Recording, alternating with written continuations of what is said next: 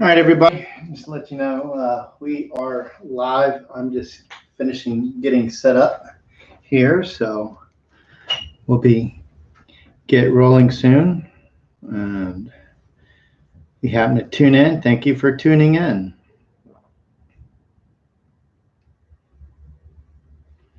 And I'm also going to try and Facebook this live too, as well.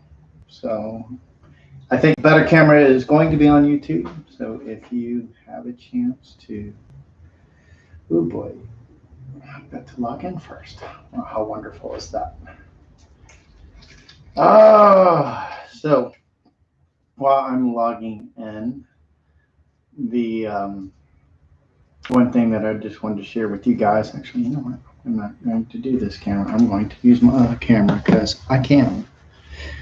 Let's see how that works. How do you like those apples? Looks exactly right. So today is the day of Jimi Hendrix's 50th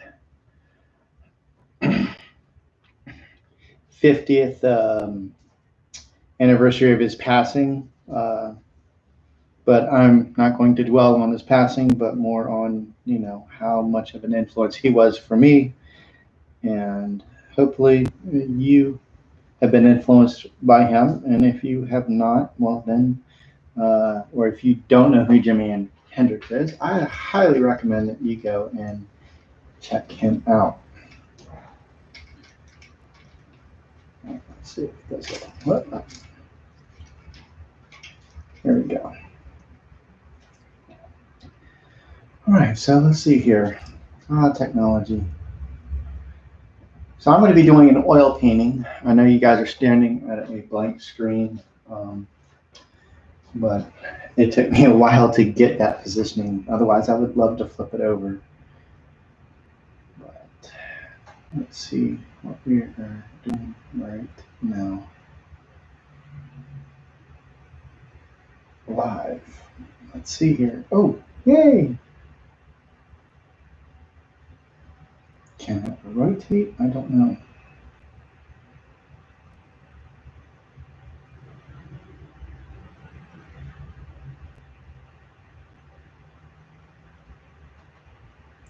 Yeah, well.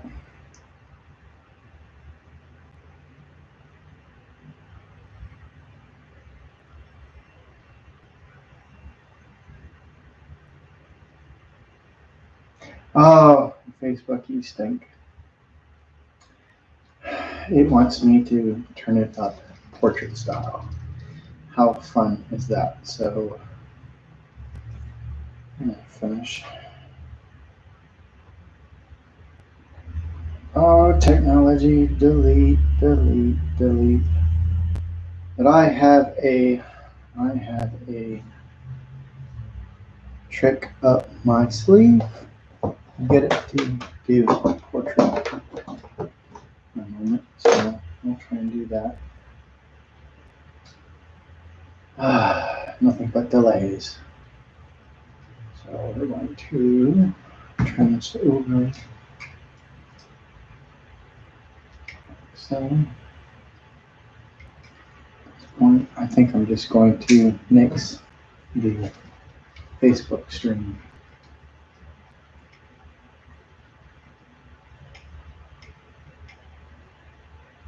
Figure out the camera angle here. I don't want to take a quick video. Okay, there we go. All right, that's not too bad. Okay, take this off here.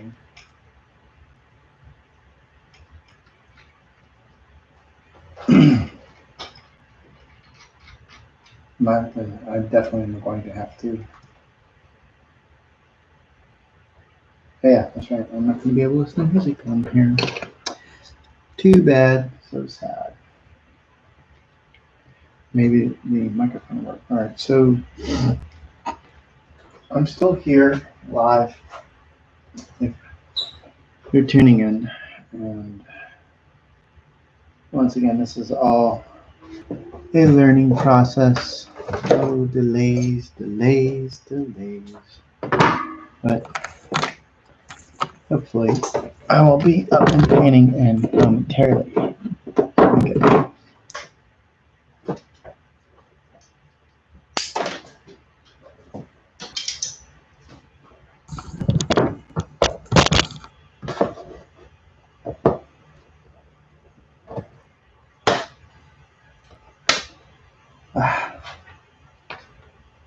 Definitely need that. No, it's not going to reach. I am just having a reach issue with my plugs. So much fun. Fire prepare, and then the last minute change changes everything. So,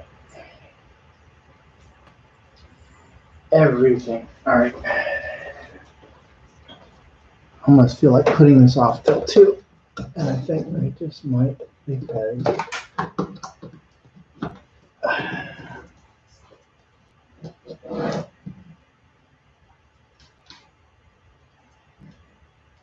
oh, for the love of Pete, I can't seem to catch a break.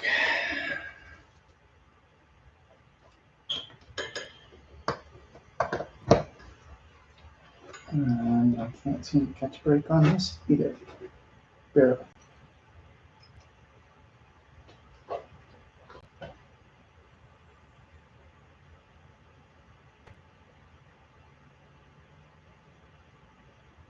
All right, that's better. At least now I have some footage. Okay, so I'll go.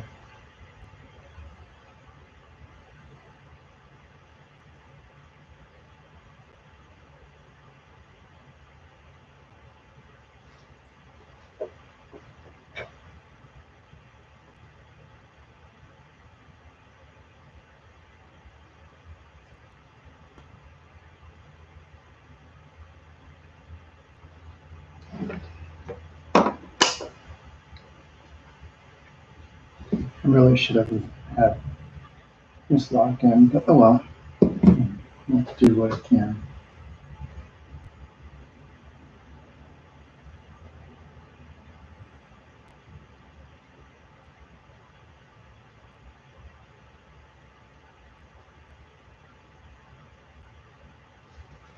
I better clean the lens because it doesn't need to be fuzzy. There you go. I'm definitely gonna have to have some tunes, so let me switch over to my iPad and play some tunes.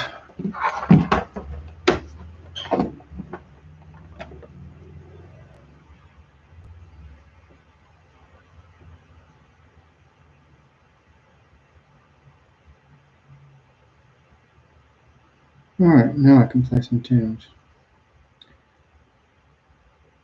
Play Jimi Hendrix Electric Ladyland album.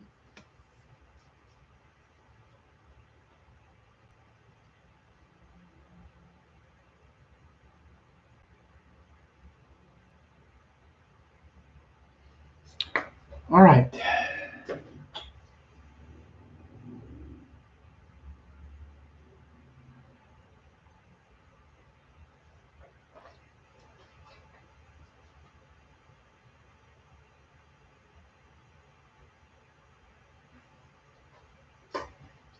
All right. Hey, everybody. If you happen to be tuning in, we'll be doing a portrait of Jimi Hendrix. Today is his 50th anniversary of his passing, although I'm not going to dwell on the downside of that, more celebration by doing a nice little portrait session. So on Facebook, you'll have a closer view. If you're on Facebook, you'll have a closer view of my painting process. On YouTube, which is at youtube.com/liquid method. And today's going to be fun. I haven't done one of these in a while, so I'm looking forward to it.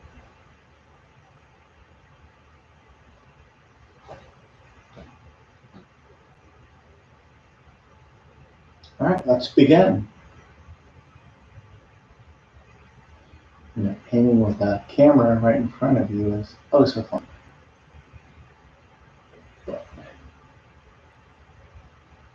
One image.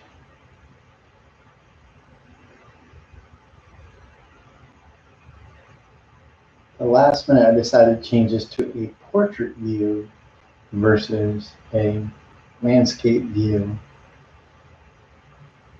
just because I felt like the final painting it would do it justice.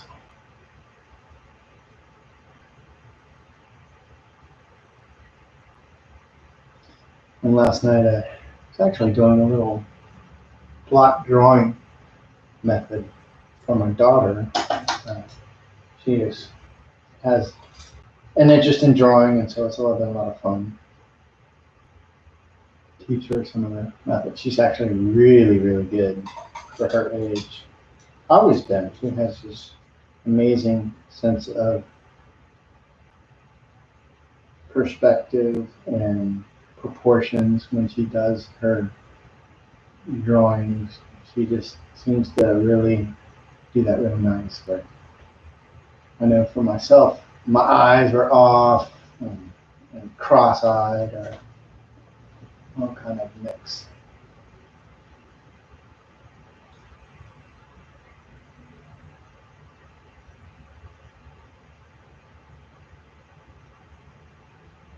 So, hope you guys are having a good day today. And once again, you can see the close-up of this at liquidmethod.com. Or not, I'm sorry, my YouTube channel. My website's liquidmethod.com, but my YouTube channel is youtube.com/liquidmethod. So I'm just going to be hanging out here doing the celebration painting here.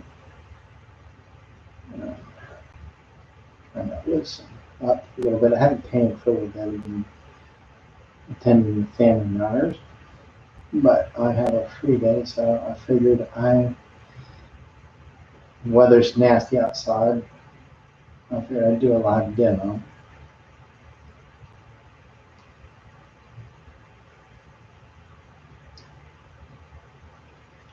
And here's the fun part. Start with first drawing. There it is.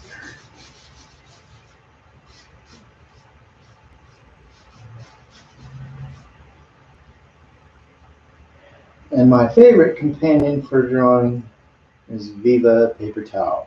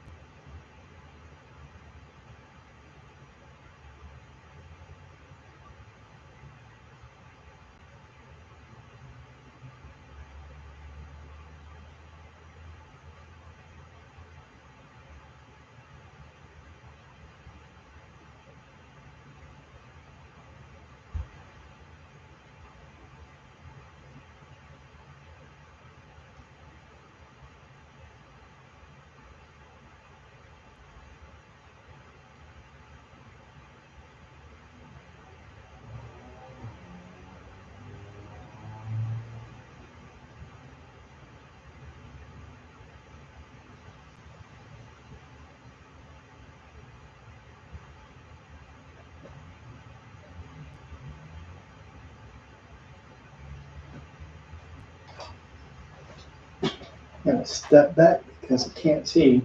And once again, if you want a closer up view than what you're seeing on Facebook, just go to my website. Not my website, I'm sorry. Go to youtube.com/liquid method, or just search me up. I have a live feed going on right now, so should be able to find me that way.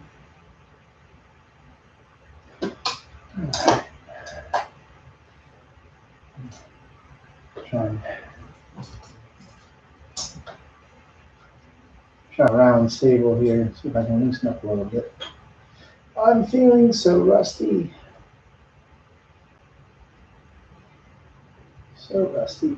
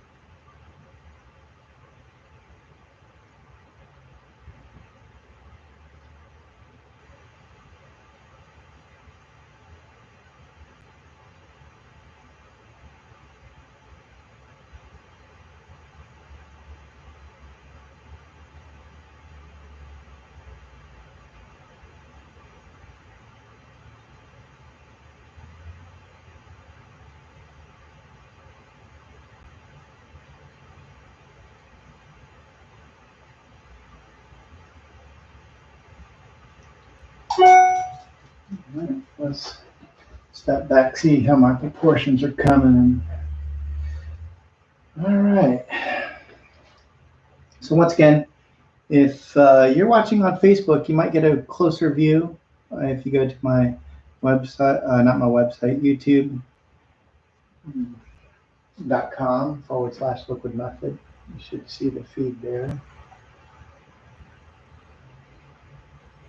When I take a break, I'll post that up as well.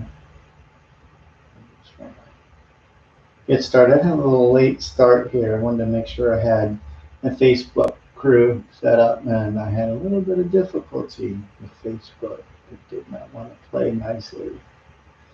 Wanted me to turn my camera vertically instead of horizontally.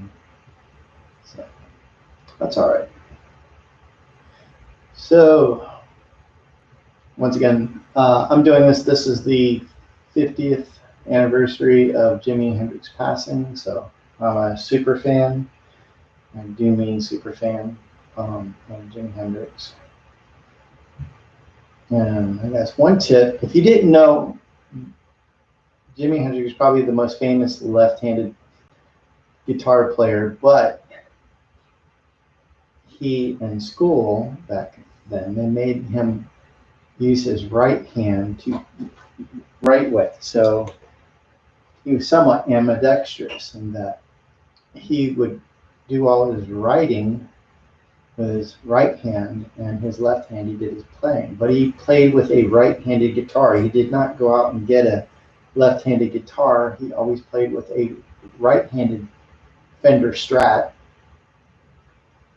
and that just because those were the popular guitars at the time that a lot of the blues players used.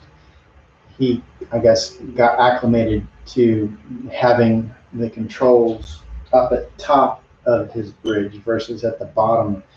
You know, you got kind of get settled into a way of things. It's hard to change. And so it's a little tip if you didn't know that Jimi Hendrix wrote with his right hand, but he played with his left hand. He was mostly left-handed. I'm bringing this up because I did a painting of Jimi Hendrix writing down lyrics and a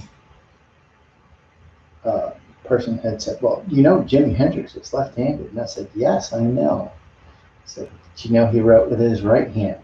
And he was like, no, I didn't know that. And I said, yeah. So, fun little tidbits.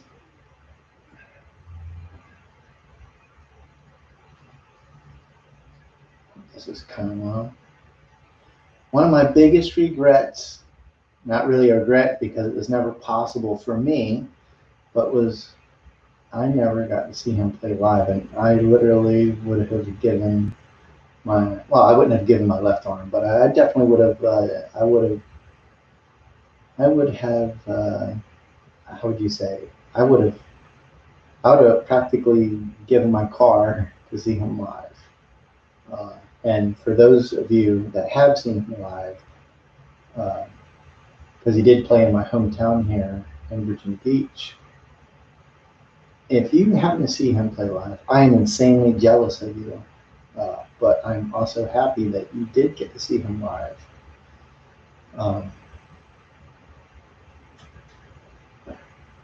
Let's see how this is going on.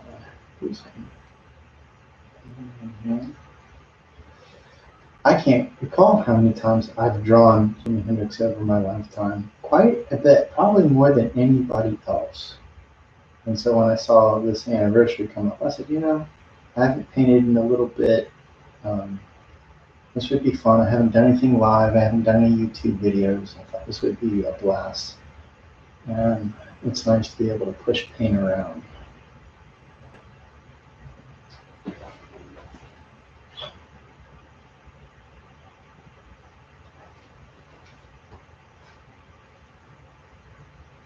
So once again, if you are seeing this and you want a closer up view, just go to my YouTube channel and you can subscribe there if you want and see other videos. I have a live stream going on right now, and it's actually a much closer view than what you're seeing on Facebook.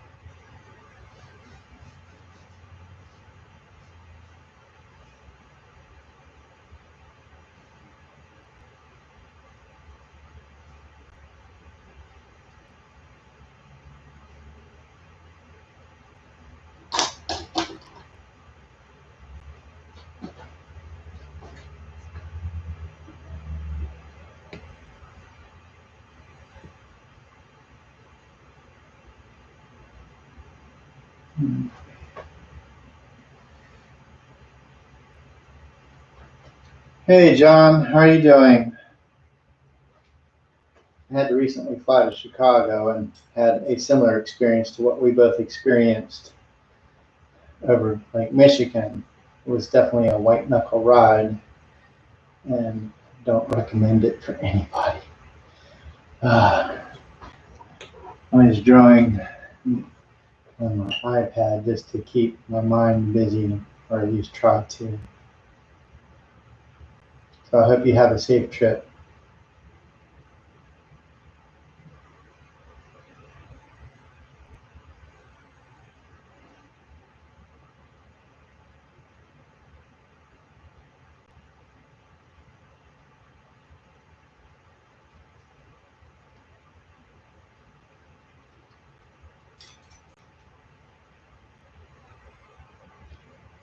So what I'm doing right now is I'm searching for edges and where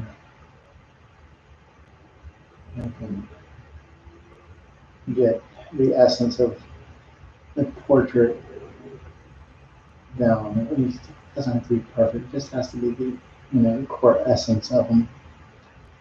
easier said than done. Awesome. So another little tidbit of Jimi Hendrix trivia is that if you didn't know, Jimi Hendrix was in, I think he was in the 101st Airborne, and he met a bassist there that would later become part of his band of Gypsies, and that was Billy Cox. And Billy Cox was an excellent bassist, or is an excellent bassist. I don't know if he's still performing now. I know he might be, and if he's still around. But another part of Jimi Hendrix trivia is that in the recording studio, Jimi Hendrix, especially on the album Electric Ladyland, which I'm currently listening to, because I couldn't imagine not painting. Oops, sorry guys, sorry there, YouTube guys. Knocked the camera. Oops. But during the recording of Electric Ladyland, he pretty much played all the bass parts, and then just told Noel Redding what to do. Noel Redding wasn't even a bassist when Jimi Hendrix met him. He was a guitarist, and he liked his hairdo and said, "Hey man, why don't you be in my band?" And then proceeded to give him a bass, and then pretty much taught him, how to play bass the way he wanted to play bass for his band, in the band. And you may have heard about other musicians where they're multi-talented, can play multiple instruments, and they had to they play their own stuff and then give it to the rest of the band members and say, okay, this is what I did. So for the most part, Jimi Hendrix played on his albums a lot of the bass parts, or he composed them and then gave them to Noel Redding. Not to take anything away from Noel Redding, but it just shows you how good Jimi Hendrix was.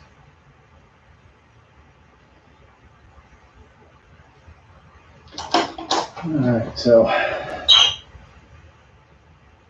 hope everybody's doing well, and it's wet outside, so I can't go outside and paint. Well, I can, but I'm just not feeling like it right now. I just wanted to do something, loosen up. I may go out and do some plein air later, and I'm hoping to have some more YouTube videos out for you guys. I've been busy attending to other stuff, but I'm looking forward to getting back out.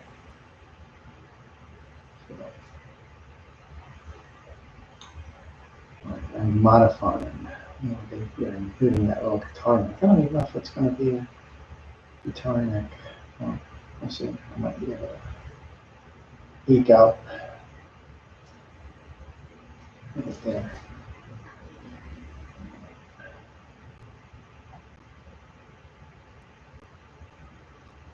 So I believe that this was this particular performance that I'm painting, and then was the Fillmore.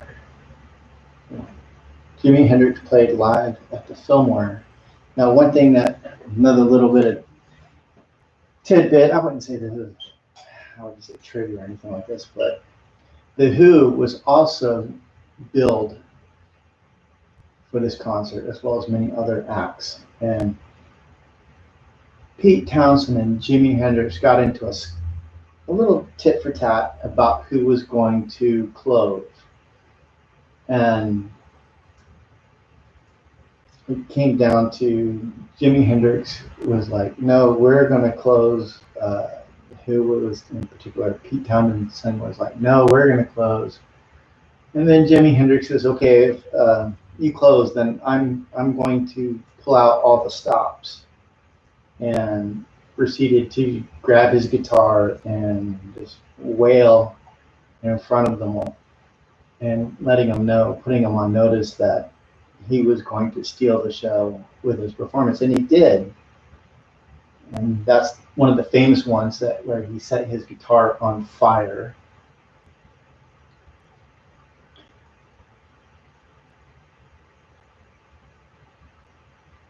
But I don't know if that was the first time that Pete Townshend had actually met Jimi Hendrix.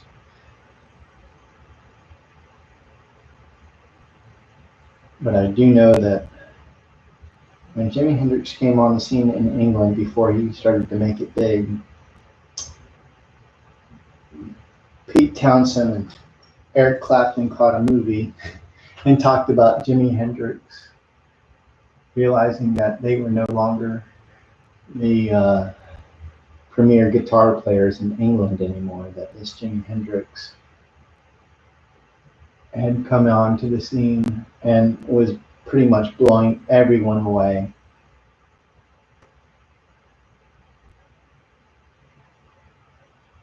It's kind of funny though that Jimi Hendrix had to go to England to make it big.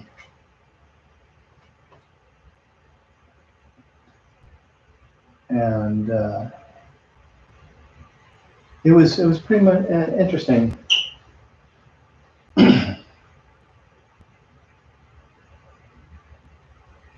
That he had to go to England. He got discovered in New York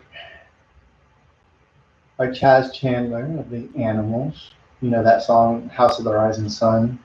Well, Chaz Chandler, I don't know what he was doing in New York, but he saw Jimi Hendrix and immediately knew that he had to sign him, and had convinced them to move to England, and quickly assembled a band and put together an album. I guess you can imagine it probably happened pretty fast in those days, but at the same time, rock and roll was a lot different than it is now, especially in the England scene.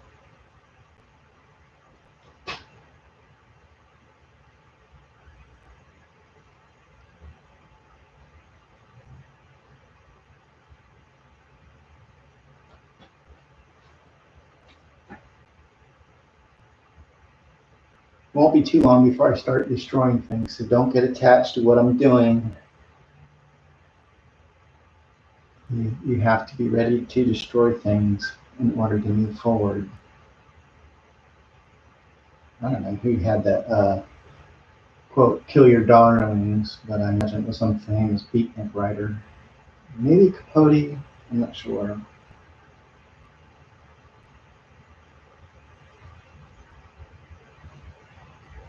I think, let's see what we can do here to get a nice little definition. There we go. I'm starting to get an idea of what I'm looking for. There we go.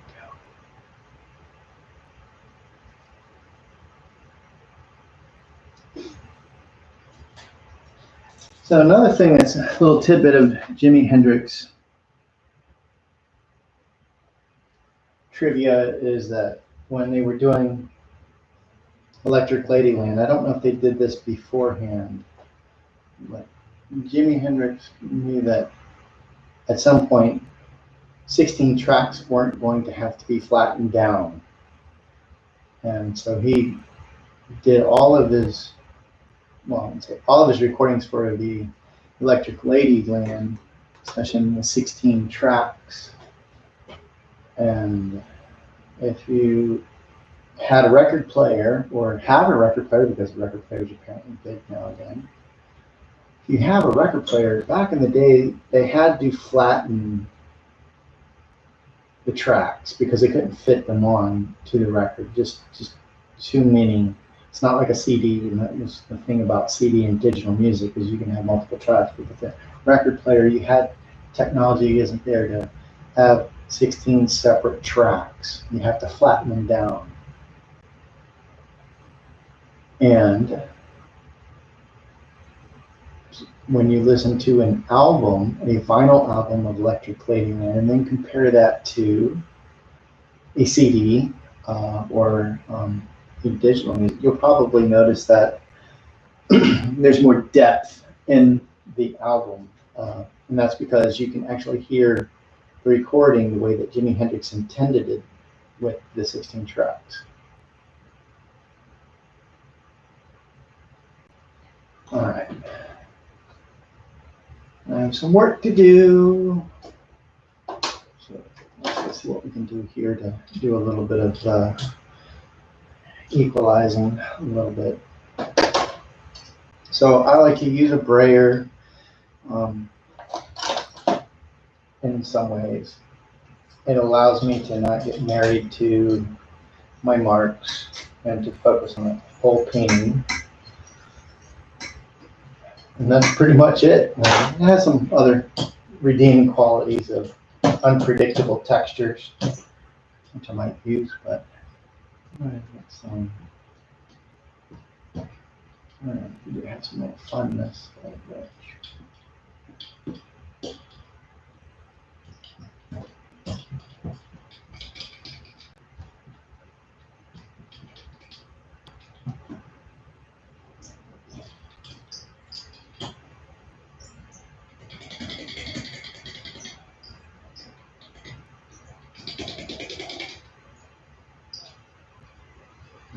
And then I also have a squeegee as well, but I kind of want to, I wouldn't say kind of, I want to, not kind of want, I want to make this expressive.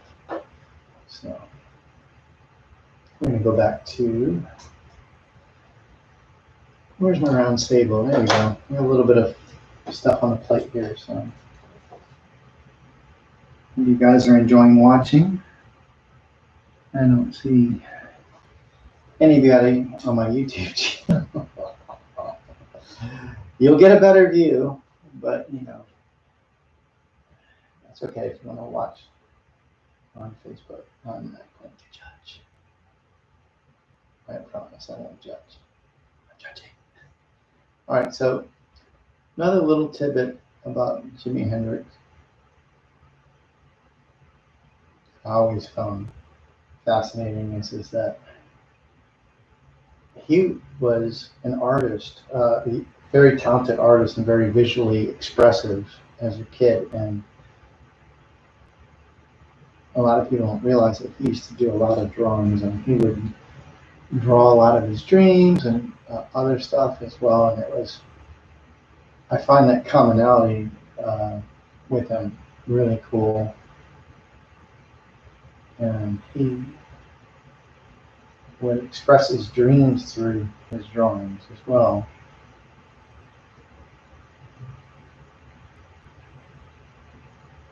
And, starting to get some shape here.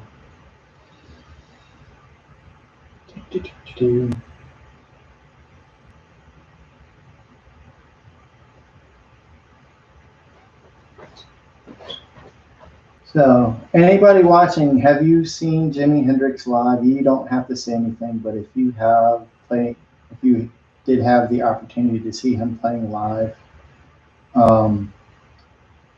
I am insanely jealous, but yet happy for you.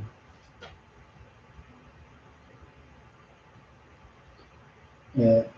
Apparently, there's also going to be, at least from what I saw, there's going to be the Maui concert that he did. It's going to be released in its full entirety. And the cool thing about it, it's on film, it's not video. When I saw it, I happened to see this concert on a crappy VHS, and it was horrible. The sound was horrible. It was obviously some kind of bootleg that somebody got a hold of. And I think because of the sound quality wasn't good and the video was really bad, it just wasn't anything that really struck me as like, oh wow, that's great. I mean, it was great to watch them, but when the sound and the video quality is bad, you know, it can turn anyone off. However, there is a there is some video that's coming out, and I'm super stoked about it. and it's an on-tape video. I should say film. It's a film coming out. It's going to be the full concert, and it's clear. The audio is clear, and I'm super excited to see if they also release a CD, because I will pre-order it.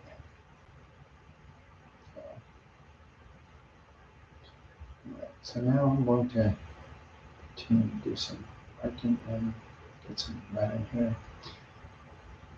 I just don't have the technology to show you guys like a split screen without crashing things. I just need to update my technology, and I'm hoping eventually this next year, hopefully I'll be able to update that so I can then do a split screen live, which I thought would be really cool.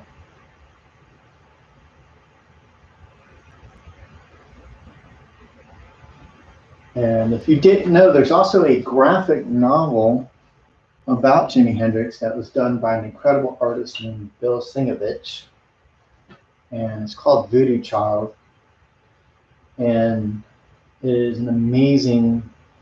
I'm insanely jealous of Bill Singovich for being able to do that, but nobody else could have done it as good as him. I really, truly believe that he was the best person to do this graphic novel and did it such justice. I love it, and I love all of Bill Singovich's work, but particularly that book is one of my all-time favorites for sure. Now I sound like a Valley Girl. For sure. I bought that for my wife recently on sale during this COVID, and we watched Valley Girl, but I digress.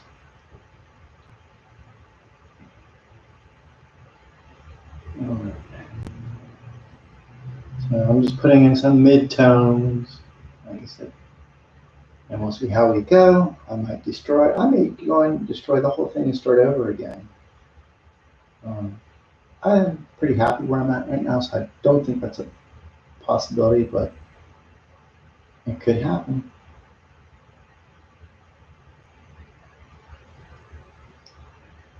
All right. What do you guys think? Would you think I should be doing more of these portraits? You don't have to comment on this video, but if you send me a private message on Facebook or in a YouTube comment, let me know if you like this. Because I've been thinking about doing some more videos, and I need more ideas. This is just one of many. I have lots of ideas. I don't have enough time to get them done, though. That's the problem. There's only so many hours in the day. I think we all have that problem now. It's too many hours in the day. I mean, not too many, not enough hours. Especially if you are a parent and you have kids, you know what I'm talking about. Speaking of kids, so I read an interesting article. I can't remember all, but I will tell you that there is a guy who is the son of Monica Damon, the lady that Jimi Hendrix was with when he passed. And he claims he is the son of Jimi Hendrix. And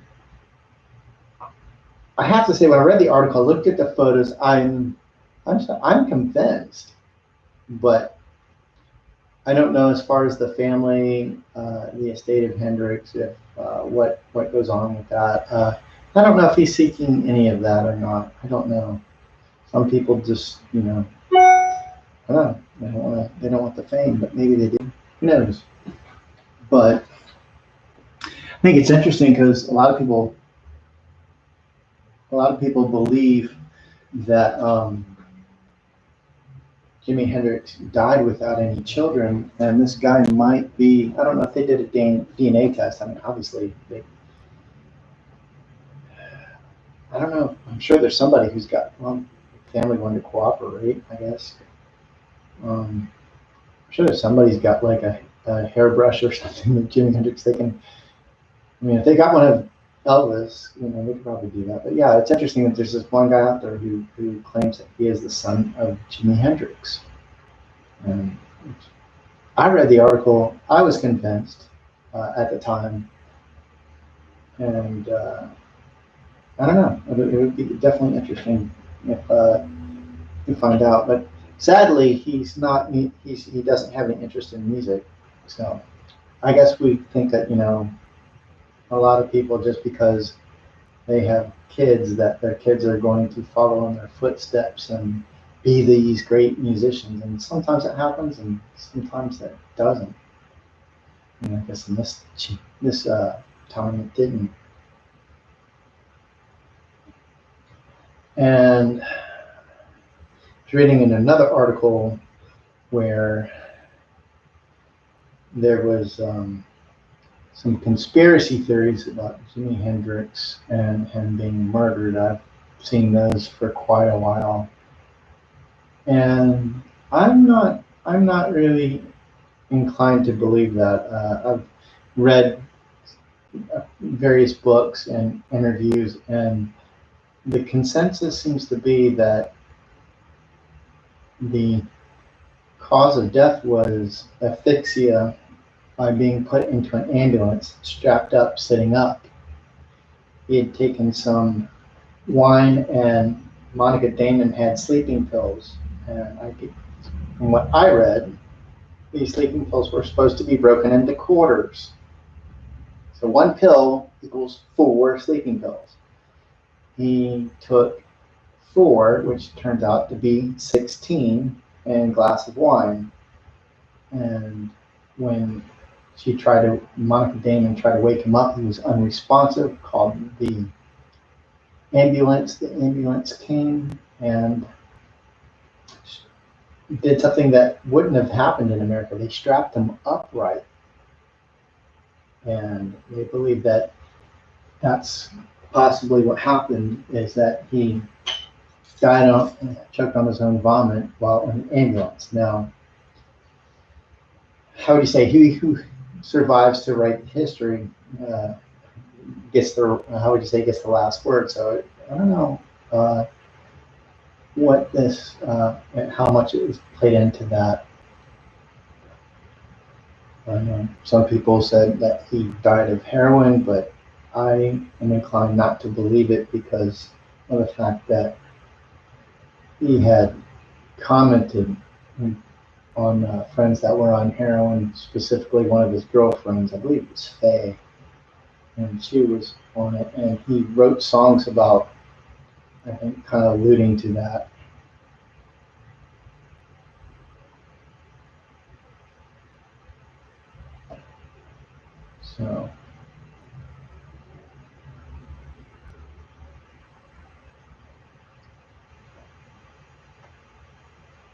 So one thing I have to say, I've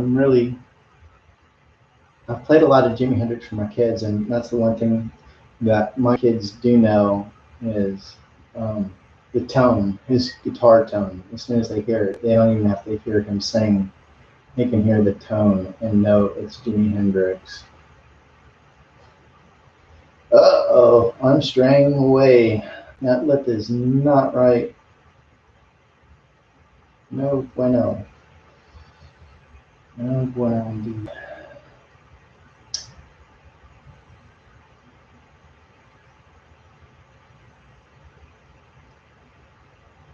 This is where the finger comes in and destroys a little bit. There we go. I do not know why my keeps popping up and taking over my screen. So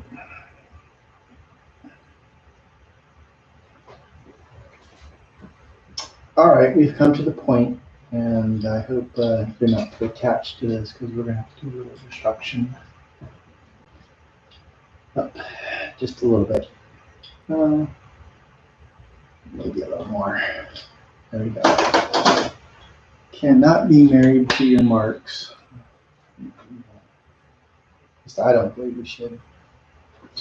I'm going to jump over here and get some more paint.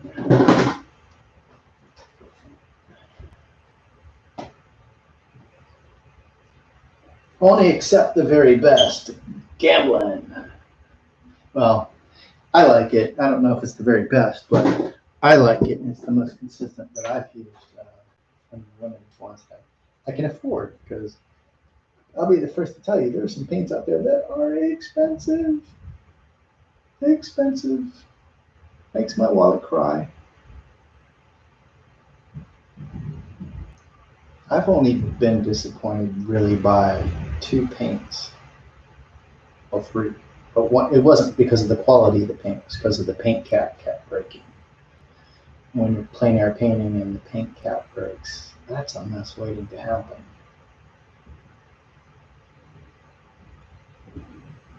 Alright, so I see what's going on here and why I'm not liking this. So I've got to go and fix it.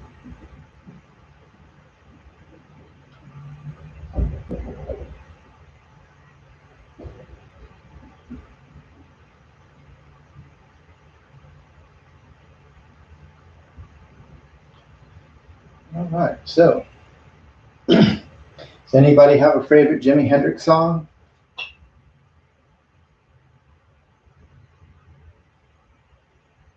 Yeah, I have I don't know if I have a favorite. I had periods of where they're favorite.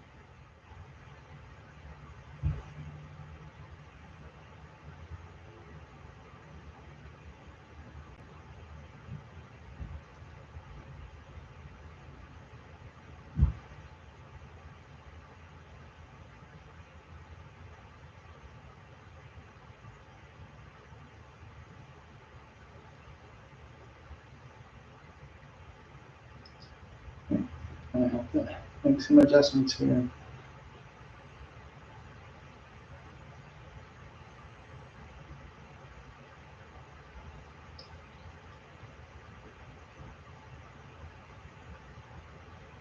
There we go.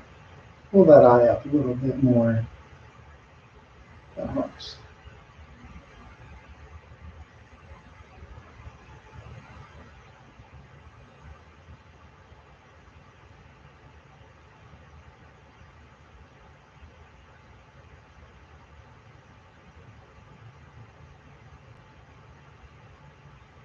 It's one thing I like about Jimi Hendrix. He had very distinctive eyebrows. And also helped as far as creating that eye line, line of sight for the eyes, which made it easier. I think that's what people who have really strong eyebrows. It always makes it easy to get that really good line of sight, which I enjoy.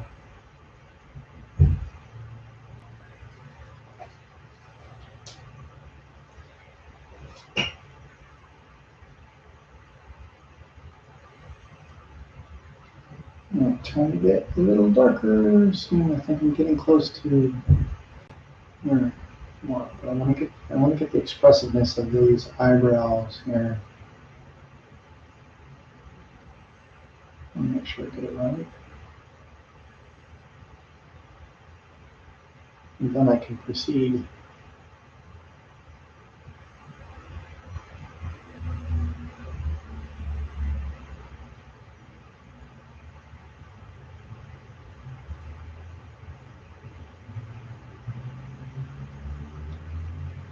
So normally I would be doing these at nighttime, but lately I've really needed to get my sleep, so I have a day off. I figured, hey, let's try this out.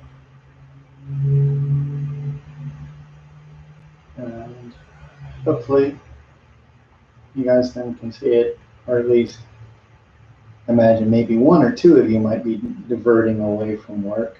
I won't tell. I won't rat you out as far as if you are supposed to be doing work. Nope, not me.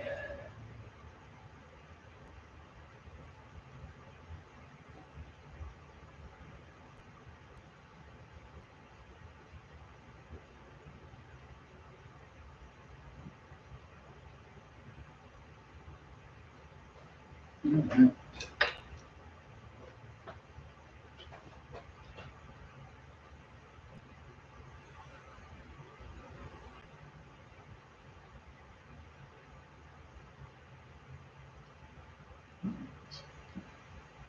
Some more definition there.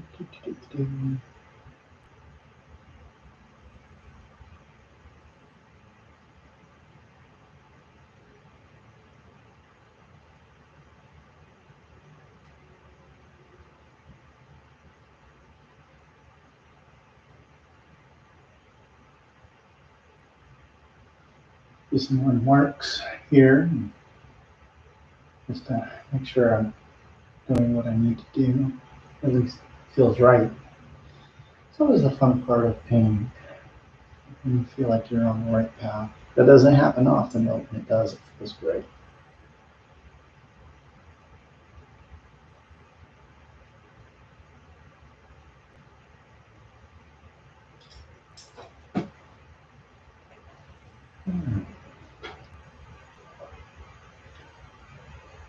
A little bit more, a bit of a darker here.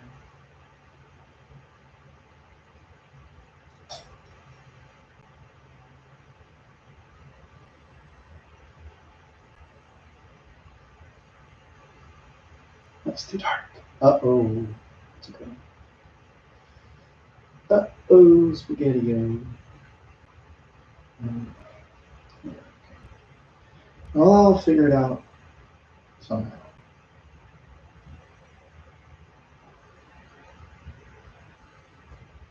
After all, it's only painting. It's not a test.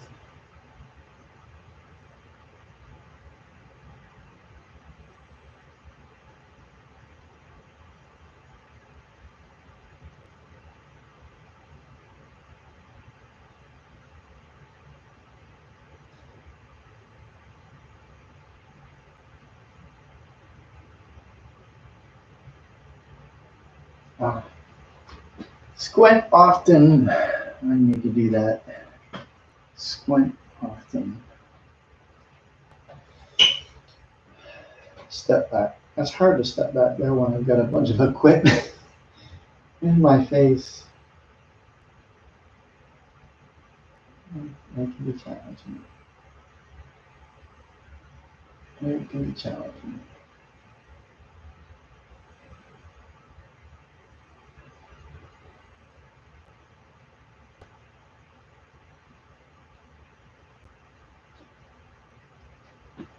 So one of the things, and also another little tidbit of Jimi Hendrix, if you didn't know, is that he owned all of his music, unlike the Beatles didn't. And I think he learned that while touring for Little Richard. If you didn't know, he toured for a lot of musicians in the 60s, early 60s, and Little Richard was one of them. Little Richard did not like it when Jimi Hendrix got flashy on stage. He became intensely jealous of it and would dock Jimmy's pay. Or if Jimmy wore something that was too flashy, he would dock his pay. Can you imagine that? Your outfit is more flashier than mine. I'm going to take away your pay. It's crazy. That's what they did back then, apparently. But Jimi Hendrix owned all of his music.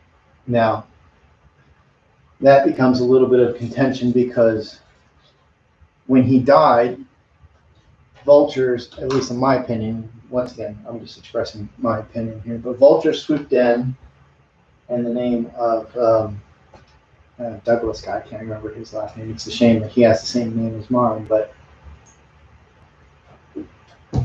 this Douglas guy swooped in and said, "Oh, I'm Jimmy's manager," and conned his family out of the rights to the music using lawyers as well.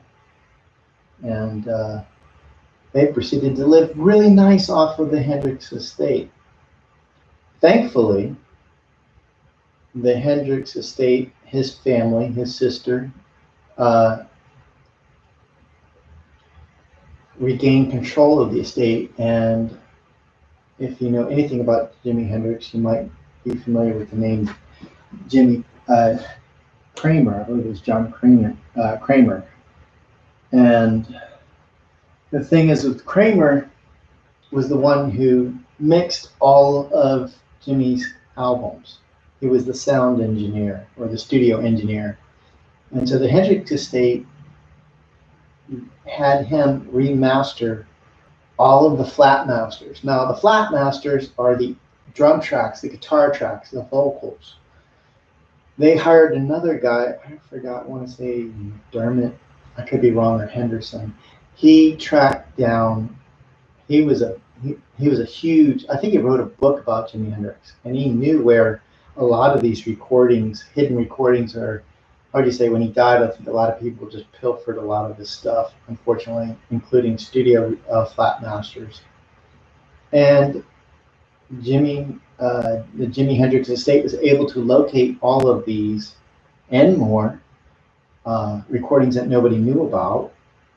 And they got Kramer to remaster these based on his notes.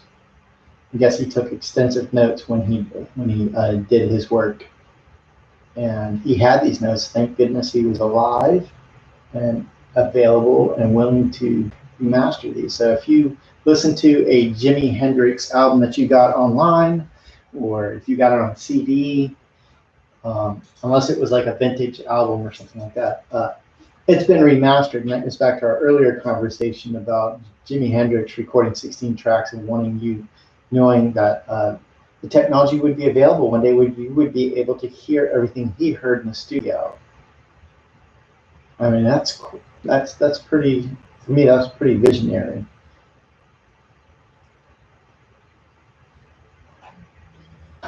I'm starting to drift away, so I've got to find my bearings here. That's the thing with a portrait, it's always touch and go. There's things that, oh yes, I got it. No, I don't. Yes, I do. At least for me it is. I don't know about the rest of you guys, but for me, it definitely is touch and go. That's why I'm so apt to destroy things when they're not going my way. So I just say, okay, I can paint it again and do it.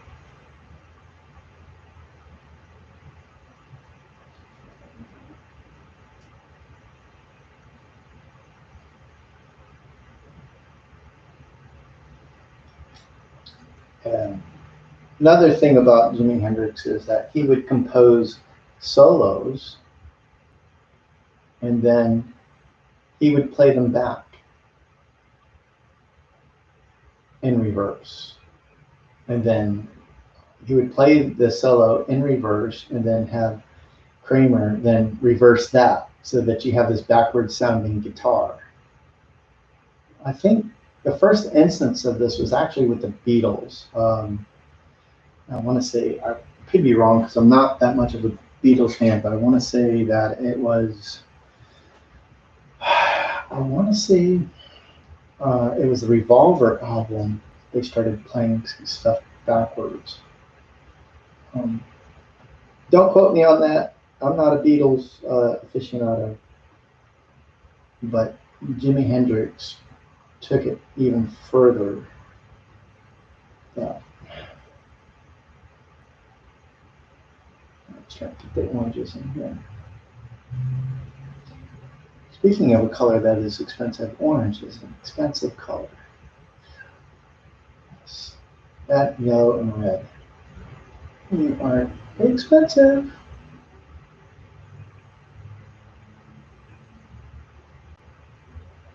I digress.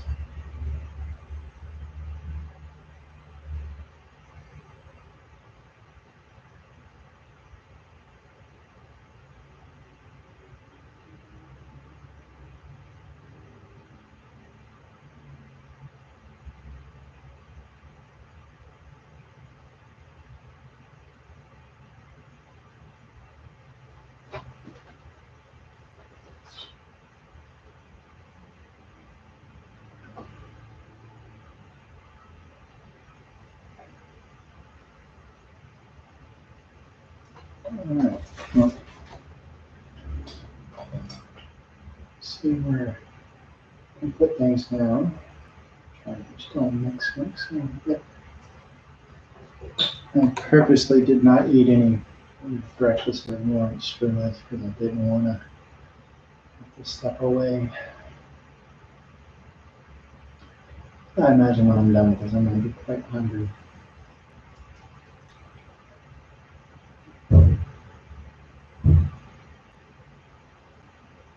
I'm getting a little too tight with this now. We might be nearing a point of destruction. We'll see. I can't guarantee anything.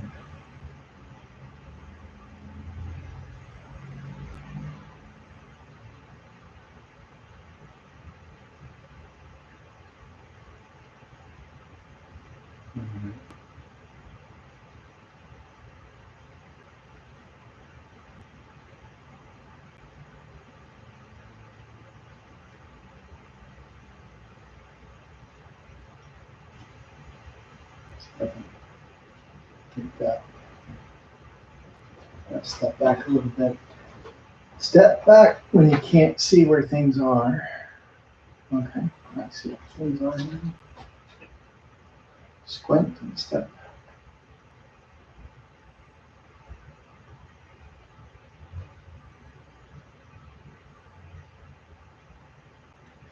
At least that's what I try to do.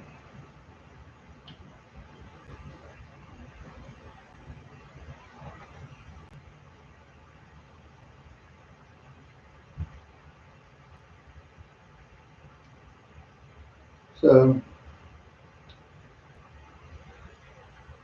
another little tip of information, as we were talking about the Hendrix estate and how when he died,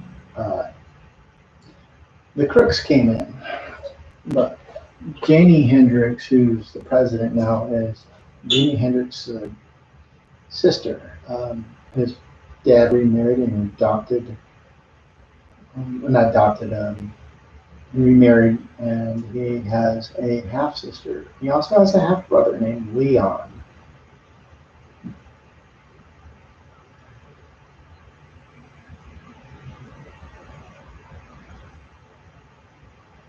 Another little tip of information: I believe Jimi Hendrix's grandmother was full-blooded Native American. So if you've been listening to his lyrics, and you might hear some Native American references, that's what it was. This is that he would stay with his Native American grandmother from time to time. I believe in Canada, because he was from Seattle, so I think Canada was where she was at, and he would dress up in that. I don't know if his grandmother had him participate in any of the ceremonies or rituals or traditions, but it was something that definitely was influenced on his music writing, as far as he wrote about Native Americans. So Jimi Hendrix really, was really, I believe he was Irish, Native American, African American, and I don't know what else other than that. But I think that was it. So Jimi Hendrix was a blend of nationalities, pretty much like a lot of people. So, and I believe in Seattle, that was the thing, just like in my area where there's a lot of people from different cultures. Just I love living where I live.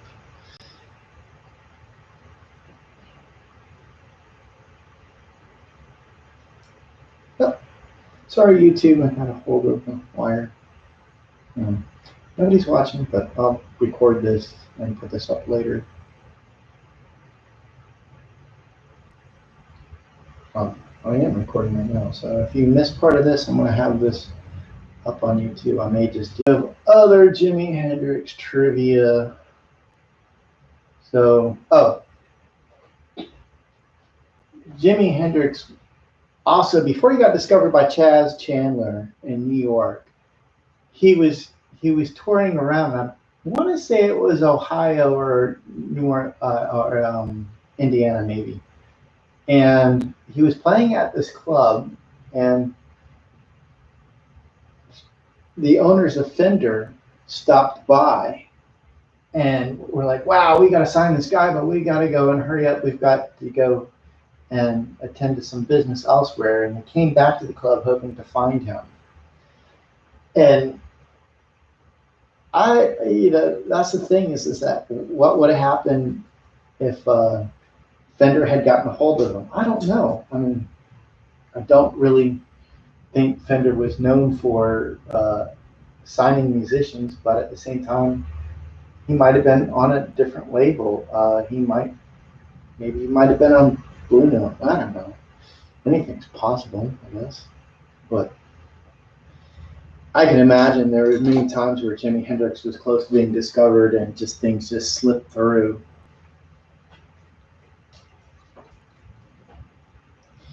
So close to fame and so far away. He went to New York for a little bit, and he had a band called Jimmy James and the Blue Flames.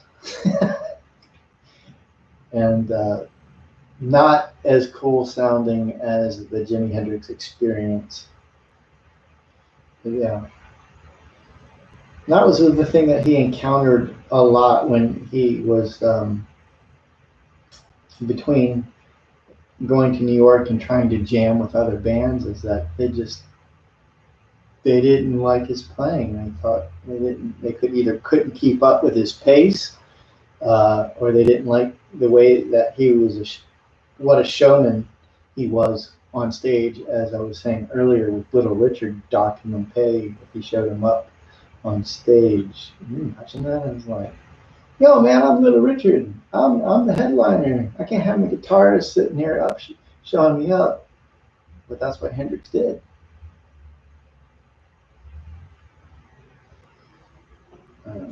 He also did. There's some recordings out there, I believe, with him and Curtis Mayfield, as well as the Isley Brothers. I don't know which recordings. I don't know if he did any studio recordings with Little Richard, but he did tour with him and Ike and Tina. I want to say there was quite a few others. Oh, so another big trivia, and I didn't get this from my Hendrix reading. I got this from my Miles reading, Miles Davis. And I remember reading about it in one of the Hendrix biographies. And Jimi Hendrix and Miles Davis became good friends. And they both respected each other immensely. And it was amazing to read. Actually, it was an audiobook of Miles Davis, and that Miles Davis wrote, and it was amazing to hear Miles talk about how Jimmy was just the how would you say, intuitive musician. He wasn't classically trained.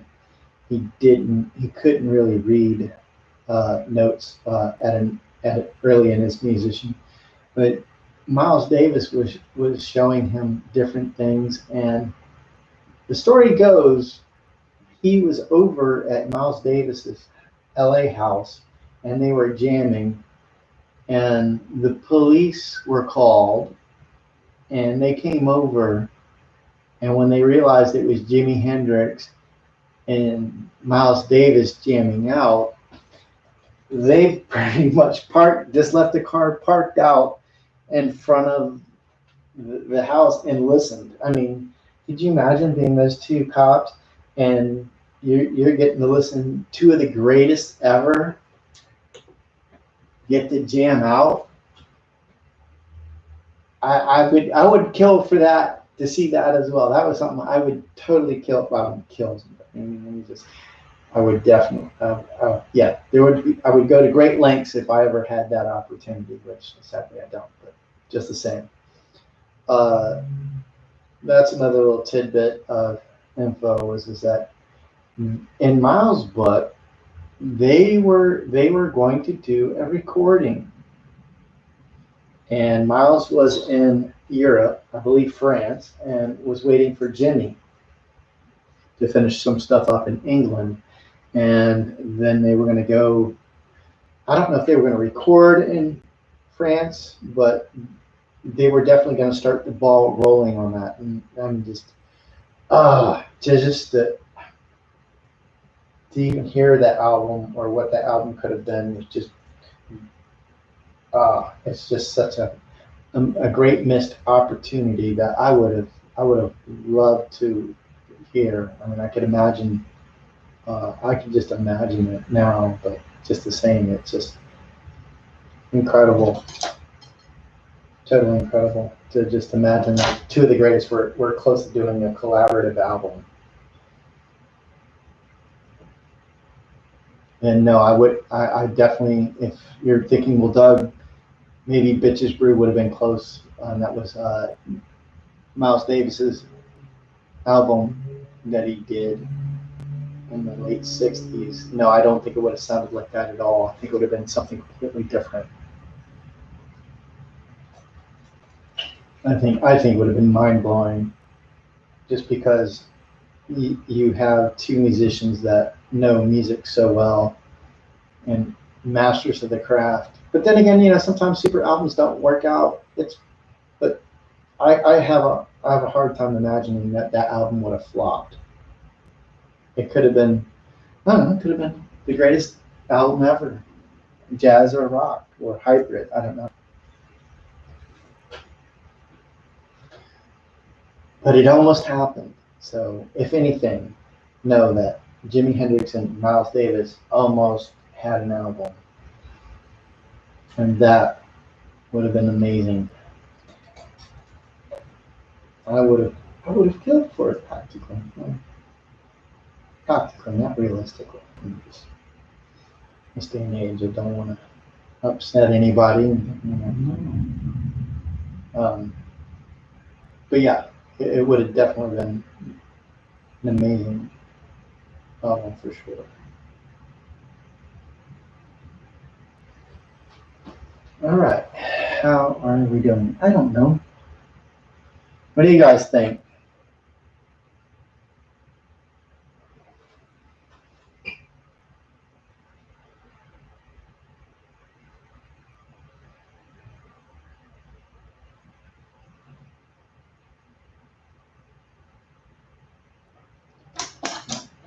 Start messing around. I hate doing this part here because I know it's too soon, but I feel like I need to just to get it. Come on, work with me. Yeah, just a little bit of a placement here, just to say, wow, I'm going with this. There you go. I like that. I'm getting a little tight here, so I need to figure out what I'm going to do. Need to make some adjustments. I think that line has to come up just a little bit, just a tad.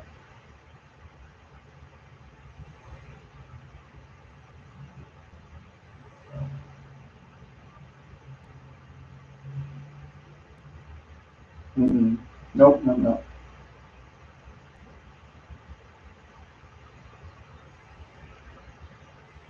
Let's take a look now. I gotta step back, guys. I don't know.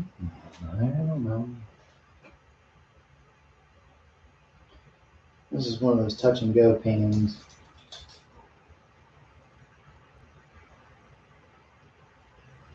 But I am determined.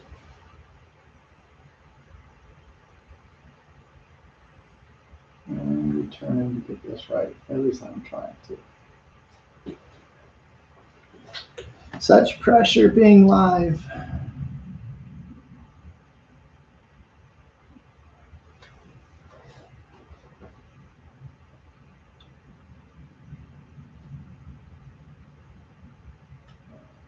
Let's see if I can get this right.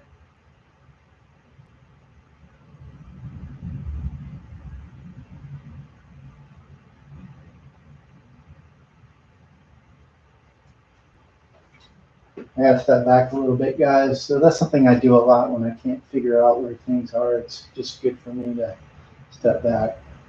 I could be wrong, but I seem to remember that it was either NC Wyeth wore a when he was painting, he stepped back so often he wore the floor down in his and I guess his attic or wherever he was doing the painting. He wore it down. He's like wore the yeah. There we go. Okay, now I can see what that. Yeah, wore the floor down a little bit. That's crazy.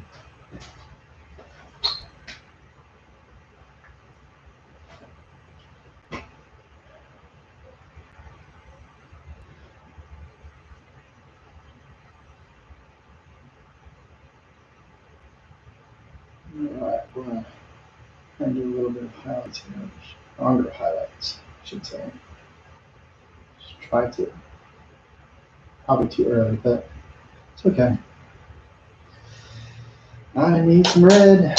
No, I'm out of red. Well, not out of red, just not on my palette right now, so try not to lose the orange here. Yeah, I'm gonna have to add some more red here. Scrape off that extra stuff. I don't know how some painters manage to keep using the paint that is dried and has gotten old and gunky. I know there's some out there. I watched a demo of one of them. And he's like, "Yeah, I never waste any of my paints. They get dry, and I just like thin them out with medium and continue to paint." Man, I can't do that. At least I don't have the patience for it to. So, all right. So, once again, if you didn't know already, this is the 50th anniversary of Jimmy's passing. I'm not going to dwell on the sad stuff, but more of a celebration of his influential career in music, especially to me. So I can't remember the first time I heard Hendrix. I would say that was probably when I had hippie babysitters, and yes, I do mean hippie babysitters. It's probably giving away a little bit of my age. But I had hippie babysitters, and they would go upstairs into the attic. They had turned their little A-frame shotgun house, and there was an attic, and we would climb up a ladder in one of the rooms, and they would have the record player, they had games and comic books, and I would hang up there and read all the cool comic books. And I remember Hendrix was one of the albums that they played. I couldn't tell you which one. I want to say it was Are You Experienced, probably. Definitely Electric Ladyland. I have strong memories about All Along the Watchtower. I think that's the one that I seem to like resonates with me. It's like I remember that song and takes me back to that memory. So. All right, let's see. What are we going to do next? We're going to add a little bit of highlights.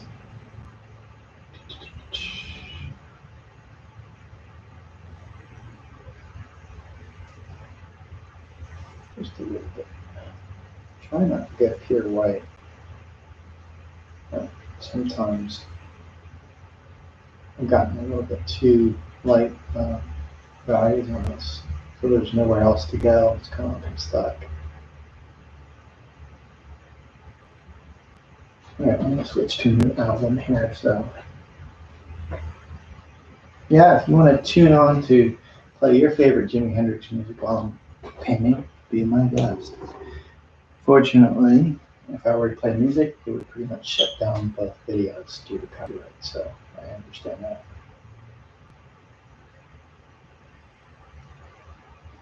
Let's see, what am I going to play? Oh, good album, Hendrix. Oh, I don't know. Let's take a look here. My Hendrix albums. Dun, dun, dun, dun, dun. I know there was a new one. I want to say it was a Valley of the.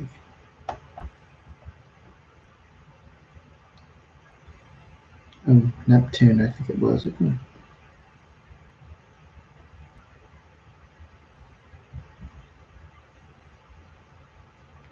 Okay, yeah. This valley, is it the valley?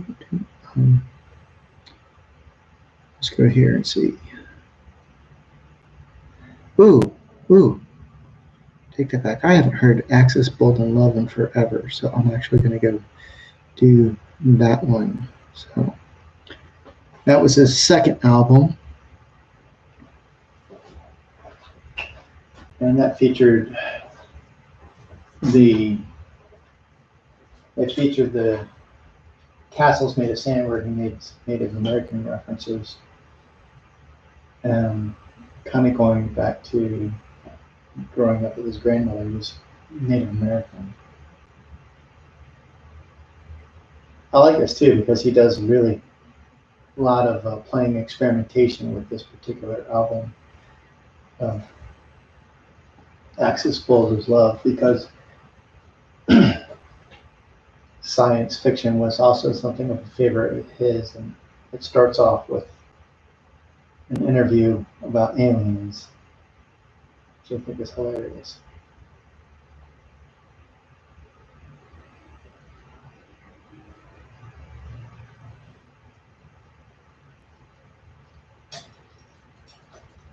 So I got to make some things happen.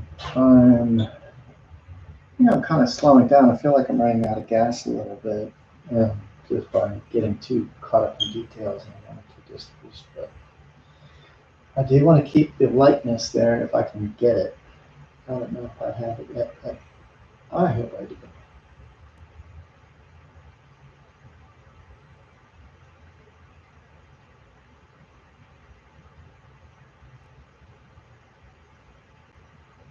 I'm going to get a little smudgy smudge. Yeah, there we go. I'm going to go to a bigger brush, try and loosen some things up.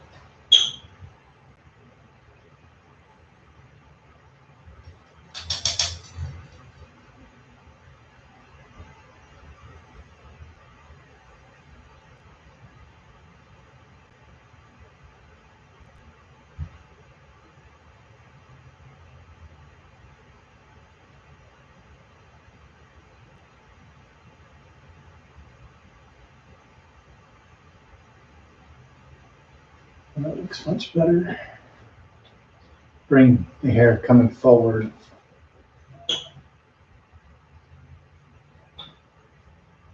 And then see if I can refine a little bit.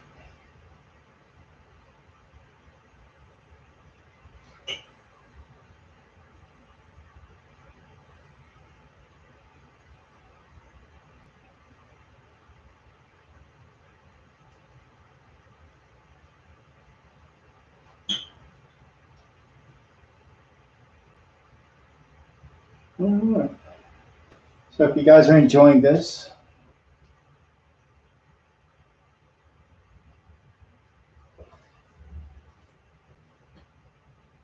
once again, this is the 50th anniversary of Jimi Hendrix's passing. So I'm doing this painting just as a celebration of his life for me. I'm such a huge fan of his work and music. And I hope you guys have enjoyed a little bit of me sharing some tidbits.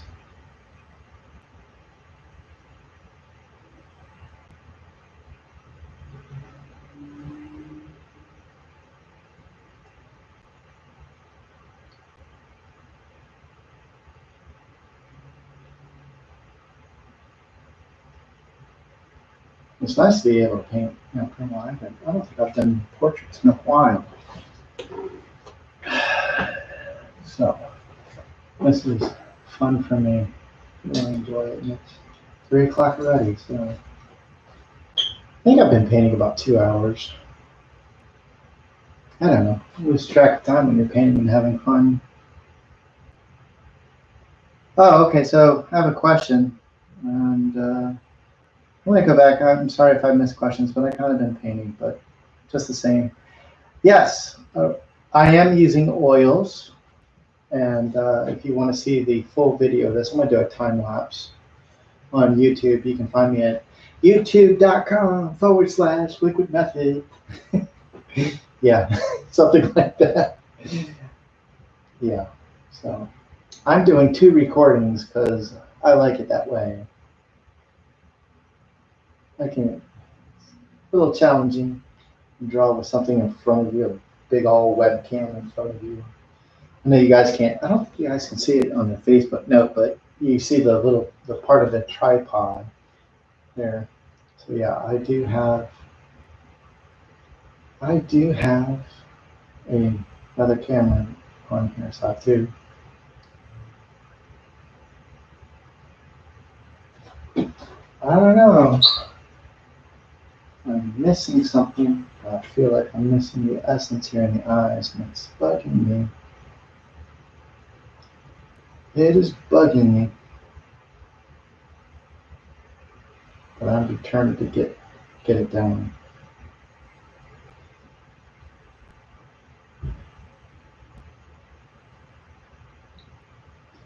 Yeah.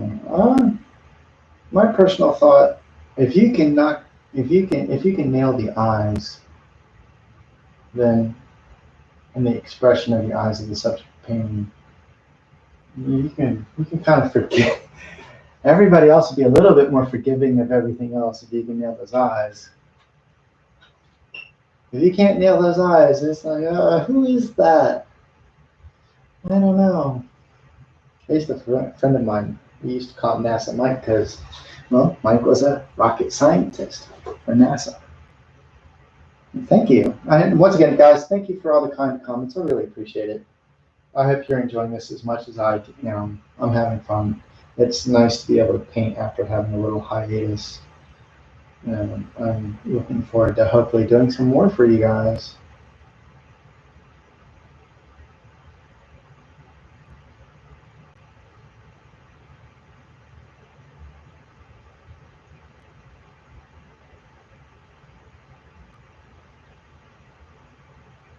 So I haven't had anybody come on and tell me, I saw Jimi Hendrix live. I was there. I saw him. It was amazing. But yeah, if you have seen Jimi Hendrix play live, let me know.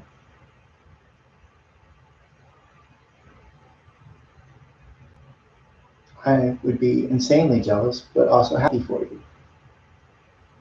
I had a friend of mine, a fellow artist, and we had just gotten back from an event in DC, and she was like, yeah, I saw Jimi Hendrix, and I saw him at the Dome. I was there, and it startled her because I said, I hate you! But I mean, I was really happy for you. It was just at the same time, he died shortly, just a few months before I was even born. So, I'm not that old, guys. But if I could travel back in time and see him play live, I would do it in a heartbeat. That would be my first thing. Like, some people ask me, say, if you could go back in time, what would you do? I would go back in time and I would watch Jimi Hendrix play live. At this point, I wouldn't even be too particular about which concert. I probably would like to see the Fillmore concert. I definitely would like to see that one. But I would be kind of open to any of them, honestly, because he was such an amazing musician. And just have that opportunity to see, it would be amazing.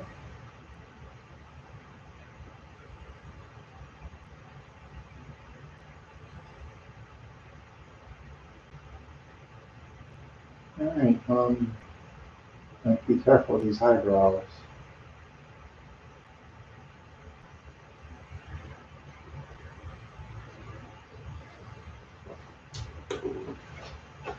So there's so many songs that when I'm listening to Jimi Hendrix, I always float from different favorite ones. And there's some that, I was like, oh yeah, I remember that song. I listened to Jimi Hendrix so much, I have to be honest with you, I had to stop listening because you kind of hit a little bit of a burnout. And You don't want to. You want to keep that freshness. So I would stop. I had stopped listening to Jimi Hendrix on purpose for a while, just because. I mean, if it came on the radio, I would let that moment happen. I would listen to it and I would enjoy it.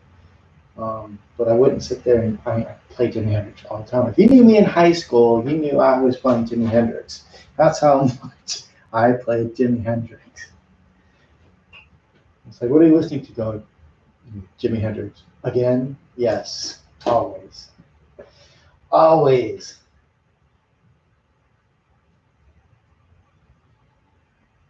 All right.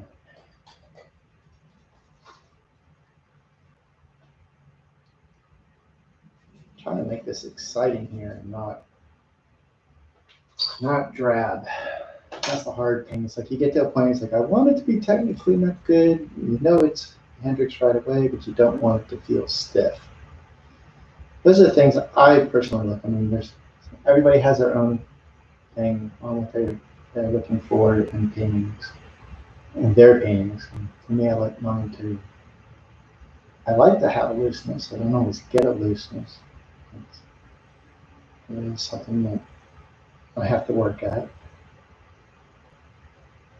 And the same way, jealous of those people that just can, oh yeah, I just built them out and it happened.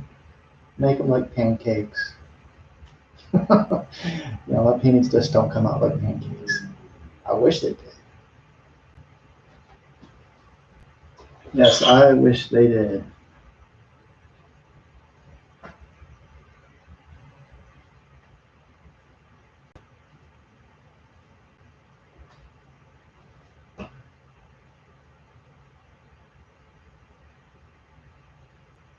Let's see if I can get this right here.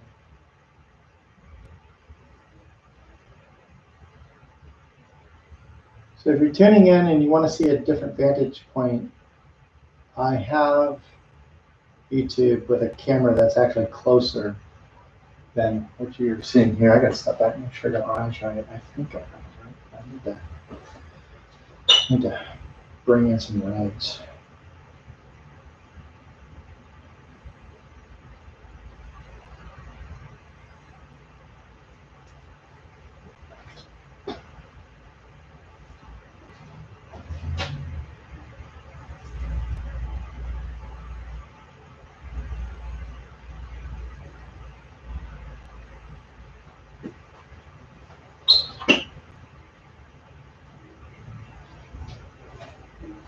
I gotta make the nose a little bit wider. Down.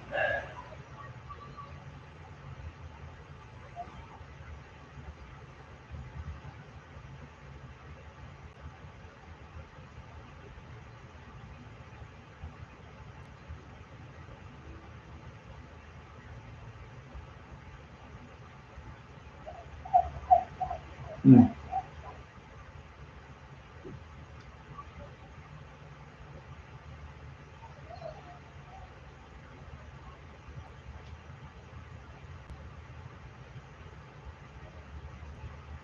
Mm.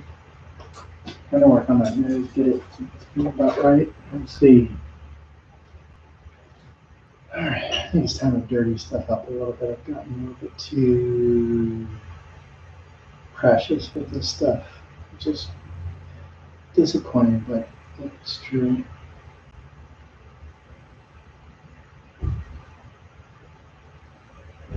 Let's see if we can loosen this up a little bit here.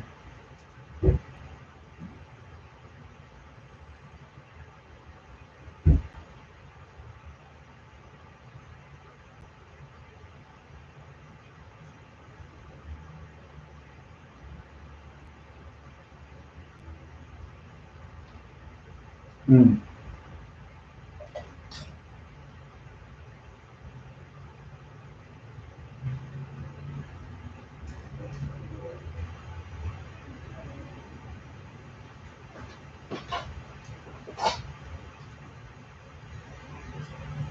All right, let's see.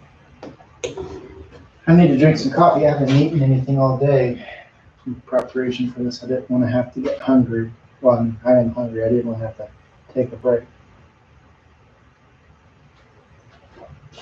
Although I did get off to a rough start with YouTube, but I'm going to go ahead and edit that one and make it time lapse.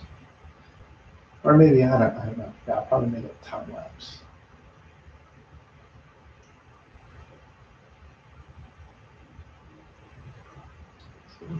There we go. Too short.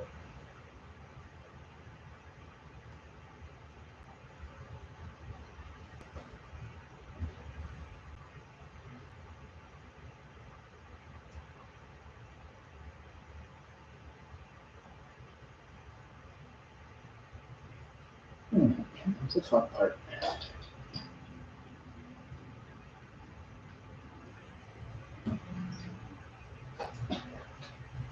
At least I consider it the fun part. Defining those edges a little bit.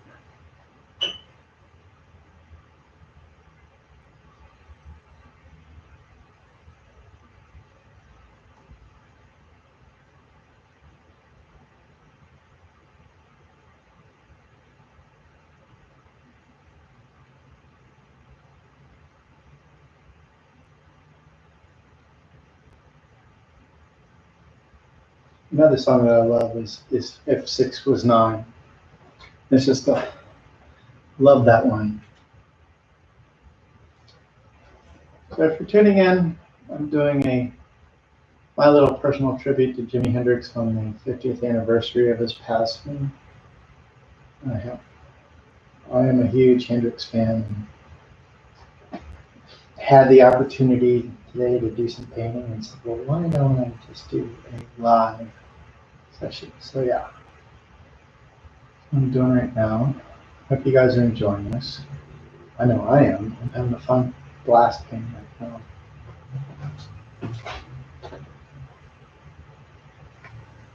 I need to fix some things.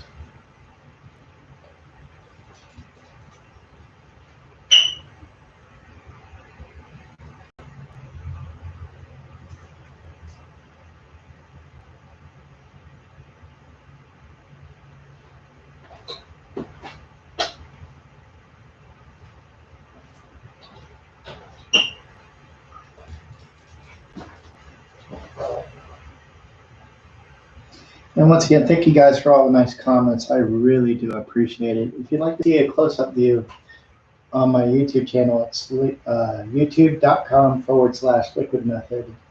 I believe you could see that feed there, and it's going to be a little bit closer up than what you're seeing on Facebook. But if you're on Facebook, that's fine. I'm not too stressed about it.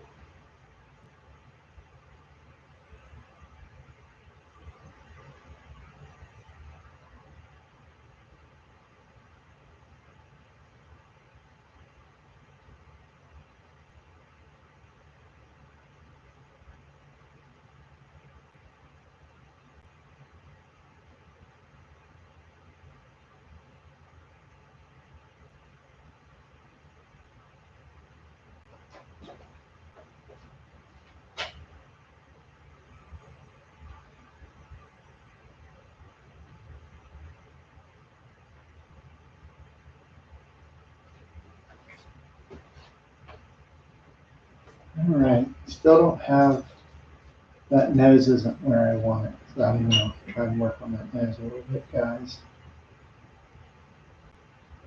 Keyword is try. So let's see how.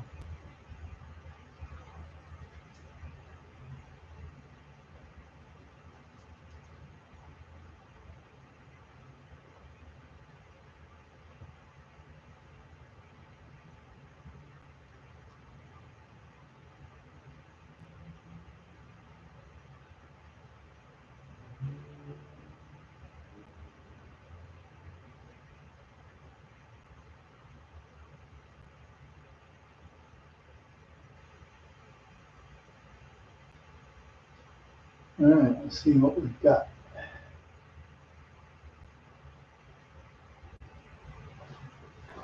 I feel like I'm getting closer.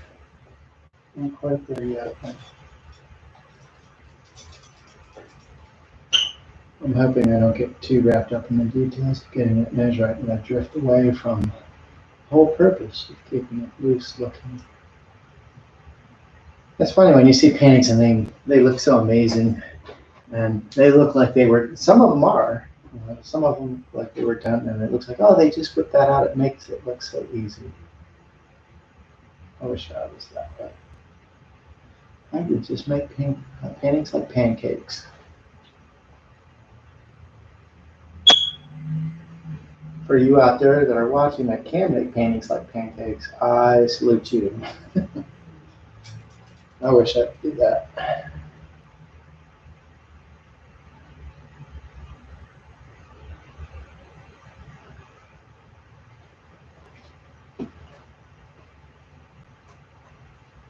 Hmm. I see a glaring oversight. That's what happens when you step back. You see a lot of glaring oversights. You're like, how did I not see that before?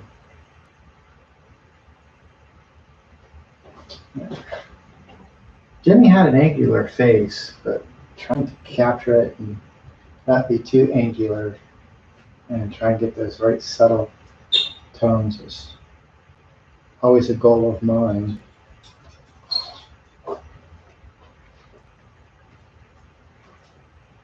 All right. I happen to be listening to the album Acts as Bold as Love, or no, what's that? Acts as Bold as Love, and Got Me Floating. Another underrated song by Jimi Hendrix.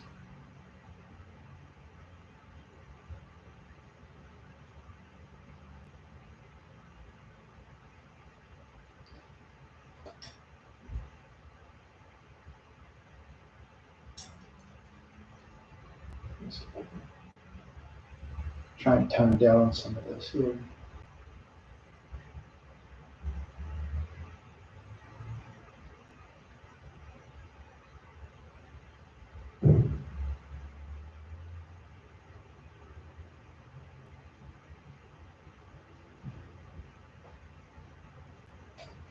I'm gonna try and hold off on the cool paints for a little bit. I don't want to go too crazy. Hmm.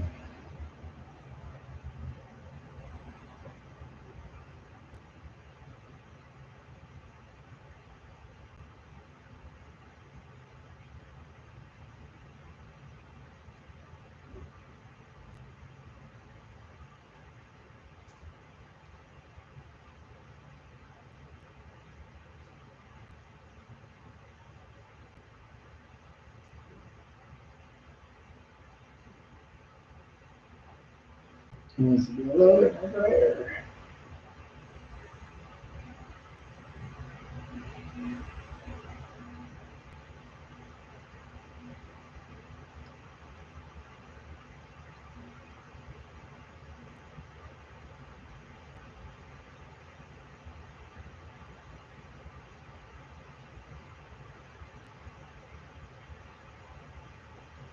So one of my favorite albums really isn't an album. It was like a compendium that I got as a cassette tape when I first got into Hendrix.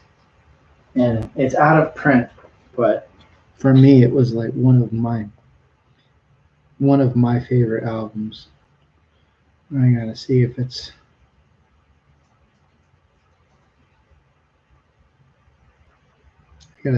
under my music. Let's see here. Yeah, my library. There we go. I'll probably key that up. Central albums. Oh, let's see here. It's not there. I'll have to upload it. It was basically a compilation back in the day. And I'll have to go search for that. It's because it's under the Jimi Hendrix Experience, even though it was a little bit mixed. But that said, let's get back to painting because I digress.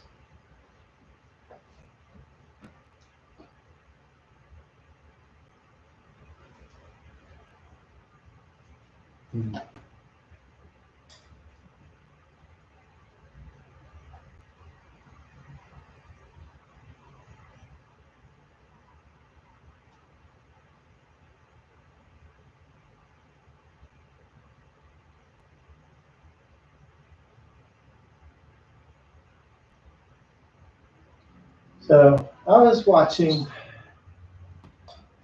a guitar thing on YouTube, and apparently Frank Zappa got a hold of. I don't know if Jimi Hendrix gave it to him. I think he did. Part of the guitar that he had used. Maybe it was the Fillmore. Weasel Zappa got a hold of it. That's Frank Zappa's son. Don't ask me about why Dweezil has such a weird name and his daughter has a weird name. That's Frank Zappa, but Dweezil Zappa took the guitar and restored it to the way it was when his dad had it. Apparently, had gone through some changes and whatnot, but it's one of the guitars that Jimi Hendrix had when he was playing and set on fire. Later in Jimi's career, well, that was a short career, but later on he got tired of burning the guitar and stopped doing that. I remember watching the interviews. He was just saying, yeah, so many gimmicks out there, and I just want to play music.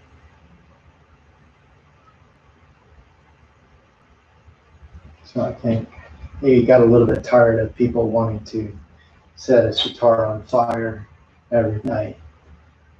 That gets expensive, I imagine. Well, he had plenty of money. He was the most paid, another tidbit, Jimi Hendrix was the most paid musician at Woodstock. So he broke a lot of boundaries. I want to say he had the first integrated band in rock and roll. Not could be wrong on this, but I seem to remember that he had, or maybe it was just in England he had this, but he had the first integrated band in rock and roll, or at least English rock, maybe, or at least major band. I'm not sure, but just the same,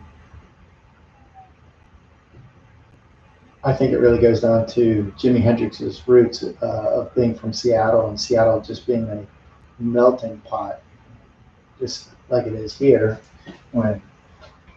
For me, in my hometown, Virginia Beach, it's a melting pot.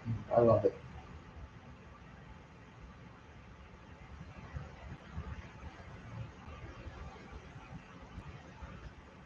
All right, let's see here. I'm trying to work on other aspects so I don't feel like I get too tied up in the face, and I still feel like I'm off. Whatever it is.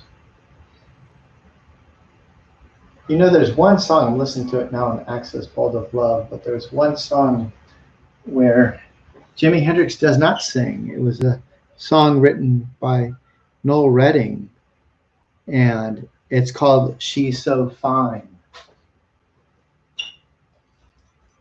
It's not a bad song.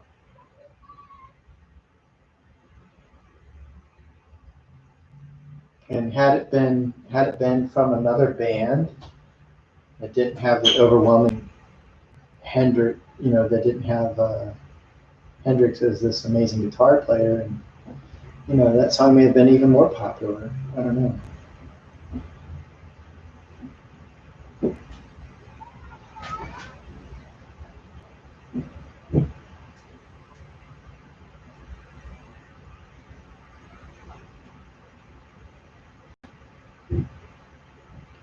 One of the things that really drew me to Jimi Hendrix is the the amazing shift in moods and his ability to change the tones of songs, go from like really strong and fast and furious to very soft and slow. And although he was very shy about his voice, he did not like his voice at all, but he knew that if he was going to be successful and be in control, he had to sing. I think that's part of the reason why he didn't let anyone else really sing. And there's, there are many bands out there like The Who, and they have multiple singers. Then you have, you have bands like Carlos Santana, who doesn't sing really at all, and he has different singers.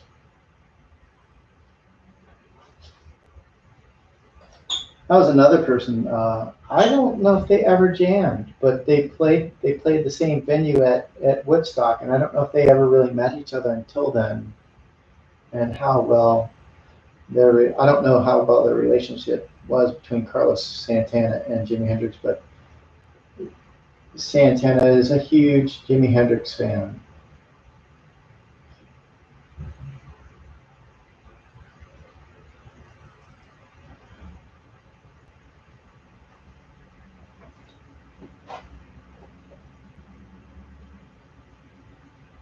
All right. Once again, guys, thanks for all the nice comments. I really appreciate it. And if you want a close-up view, you can see this on my YouTube channel, which is youtube.com/Liquid Method, or you could just search for Liquid Method, and you should be able to find my channel from there.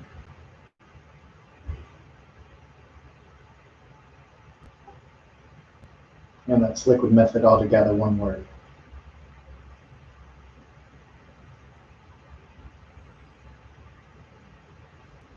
All right.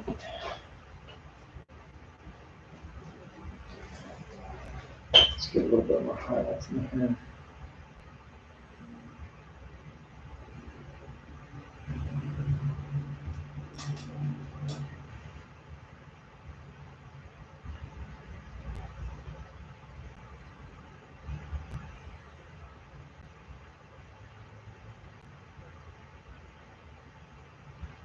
Yeah, Jimi Hendrix was big into his dreams, and I think it influenced as far as his writing, and he let his dreams come into his writing.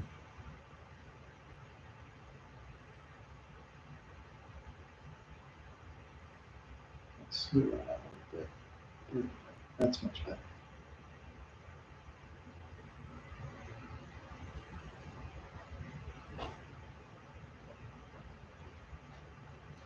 So if you're just tuning in right now, I'm doing a live stream, and this is the anniversary of Jimi Hendrix's passing 50 years ago today.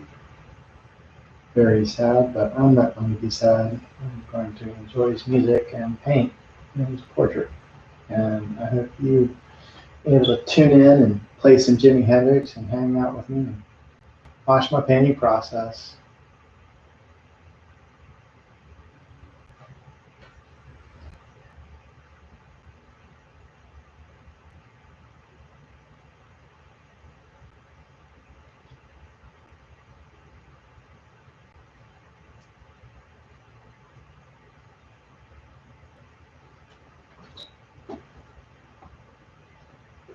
Gotta go do some red.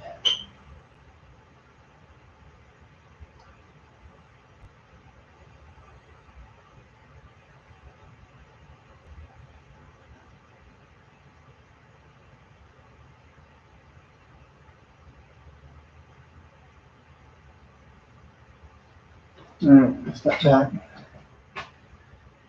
It's getting there. I'm not quite there yet.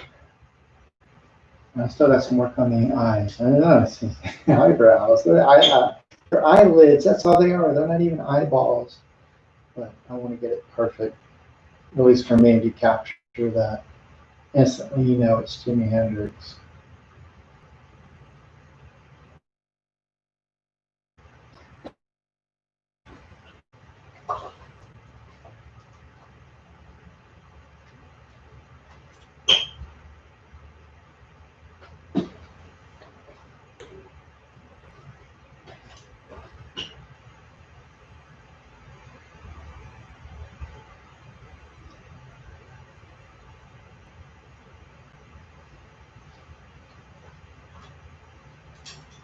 Let's go ahead and add a little stuff in.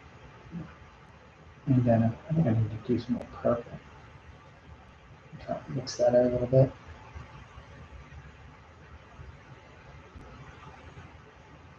On a side note, Jimi Hendrix was really known as Purple, and I think Prince kind of adopted that moniker. But one of the things that people don't realize is that purple was not Prince's favorite color. I didn't realize it. I didn't learn this until recently, but Prince, who was heavily influenced by Jimi Hendrix, his favorite color was orange. But when you say the purple one, you don't think of Jimi Hendrix, you think of Prince because of the Purple Rain movie and album. I mean, it was just really his breakthrough album that really put him out on the scene. I know that was big when I was in junior high.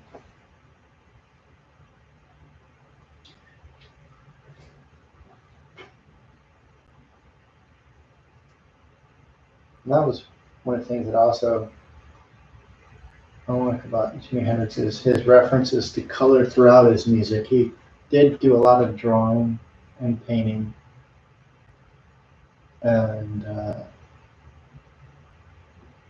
it was interesting to, when as an artist, when you hear a musician talk about color all the time, for me, it made an impact. Definitely, you hear about these musicians and how when they play music, they feel a color, if you will, where they're able to make you feel something visually, which is, I think, always amazing when artists and musicians always kind of get along together. There's a kinship, I think, creative kinship, if you will, between the two. All right, try to smooth this out a little bit.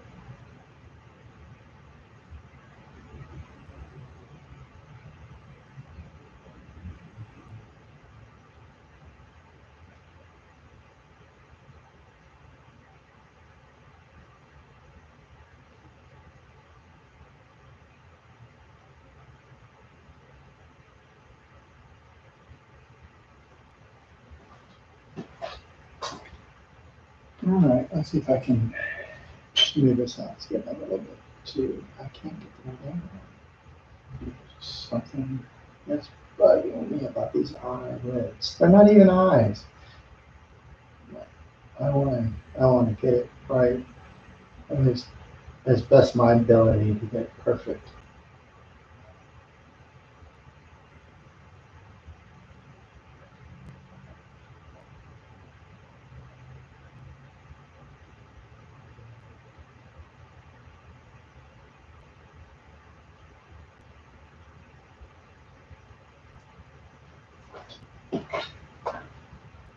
I see my error. That's a good thing about stepping away frequently. You kind of see what you're doing wrong. There you go. That helps. Yeah, I think that helped a little bit. Now I just need to, I don't know how to do this. The nose isn't right.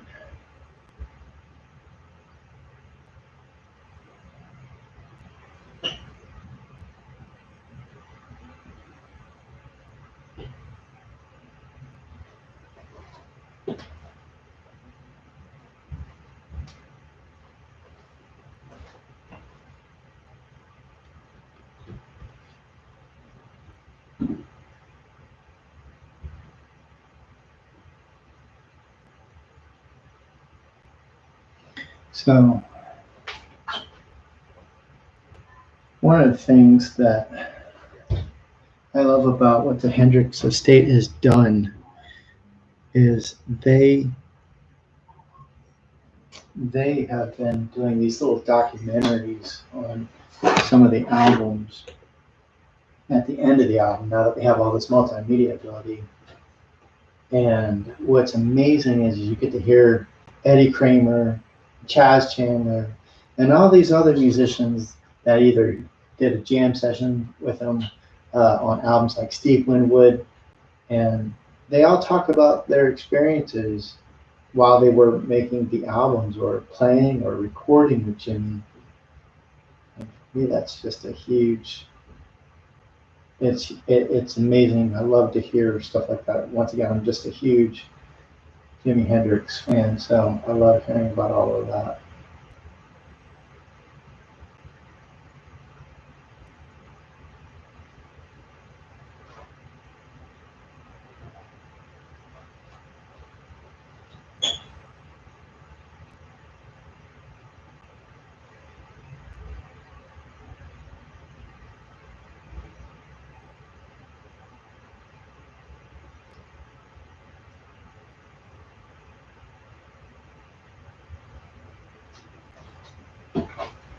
All right, let's see here. I think I'm getting closer.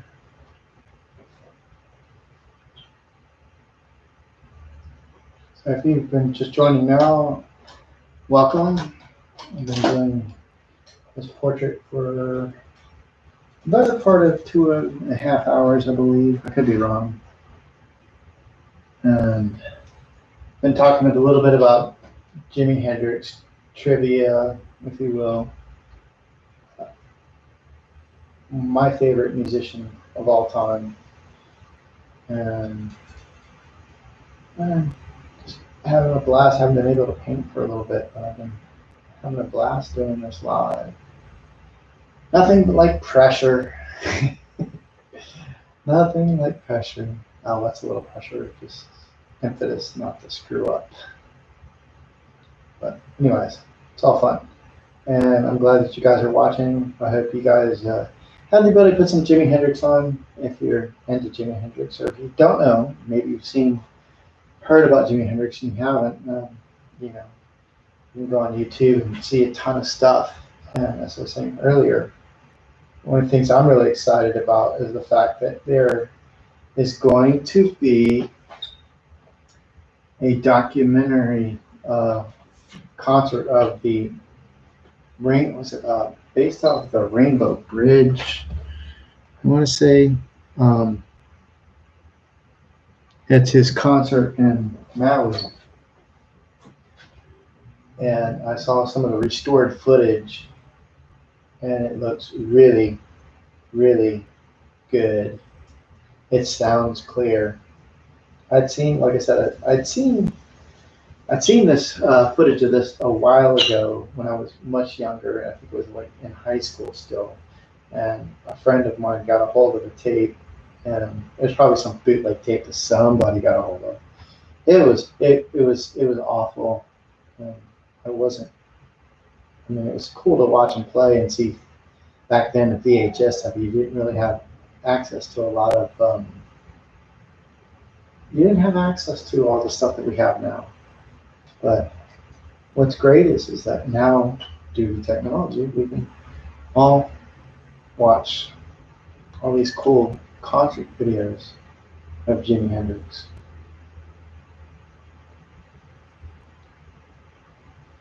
And I don't know, I might see if I can find that Fillmore concert and watch that one again later on, or play it in the background if I can. That's the great thing about YouTube.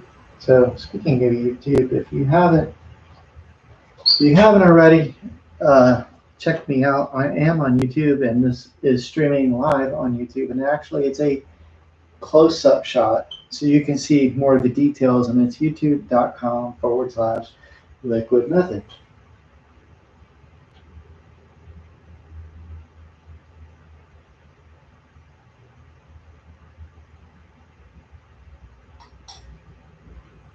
And I will be probably putting a time lapse of that out later as well, just to so you guys can check it out as a time lapse. Here's my friend the Brayer. Say hello to my little friend. There you go. That's a movie I haven't watched in a while, Scarface.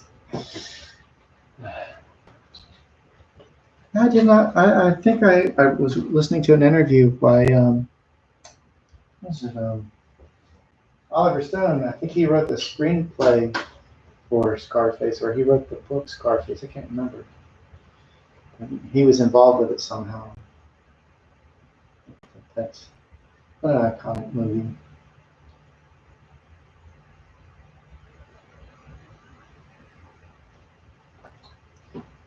I don't know if I'm going to keep. Yeah, I'm probably going to keep that light on there a little bit, but I just don't know how to handle it. So we're going to let my friend Brayer figure that out for me.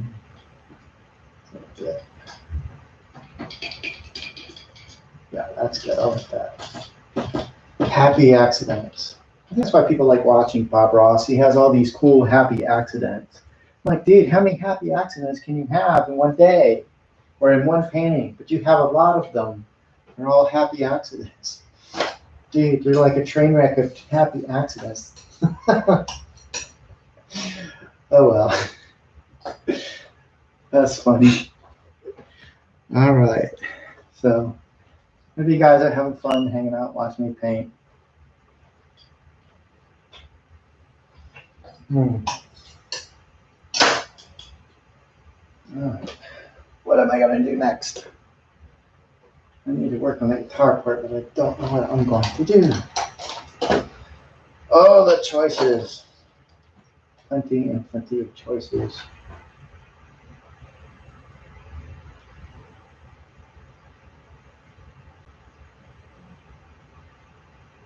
Let's see if we can let happy accents roll the day on this one. So.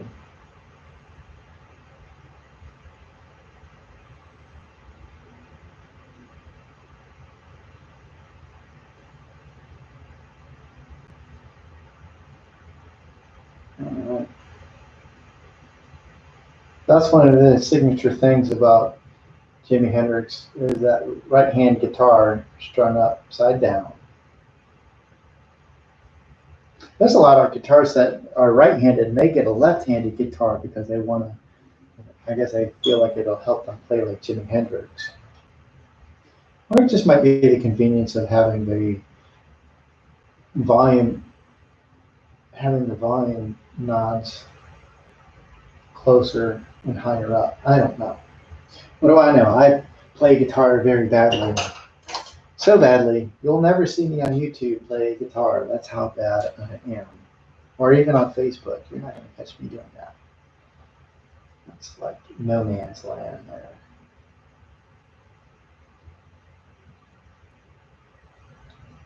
There we go. I'm starting to feel, yeah, there we go. I mean, we're getting close to calling it quits.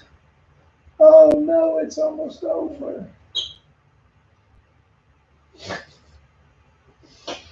I was shocked when somebody said, I want to see the whole thing. When I did these time lapse, these paintings, and I know I did one, I swear it must have been like 5 hours. And the person back, do you have the full length of this? I want to watch it for 5 hours. And it's like, dude, do you really have 5 hours that you could sit there and watch? Maybe it does, but I was baffled by that. I was just like, dude, you really have 5 hours? You want to sit and watch me? Okay. I don't know. I've been doing some videos and they've been somewhat long, but I try to be mindful and not make them that long. Because, I don't know, we're kind of in this, how do you say, high consumerism of data and entertainment. Everything must be a 30-second clip full of joy and madness and commercial commodities and everything being sold to you on the fly in an instant. Aren't you glad this is commercial free? No worries. Nobody's going to, don't think anybody's going to spend the cheese to sponsor me. But, anywho, if you're just joining, I'm celebrating Jimi Hendrix. This is the 50th anniversary of his death, but I'm not going to dwell on the downer of that. I'm going to celebrate his life by doing this portrait that I'm having a blast and celebrating his life, sharing some trivia that I know because I'm a Jimi Hendrix fan, and I hope that you enjoy it as well. Maybe you can put on a Jimi Hendrix album and enjoy like I'm doing right now. I'm actually, if you want to know what I'm listening to right now, because I'm listening to Rainbow Bridge original motion picture soundtrack. But the good news is that there's going to be a new film out of Jimi Hendrix playing in Maui, and I'm stoked about that. I couldn't be more excited about that. No. Yeah.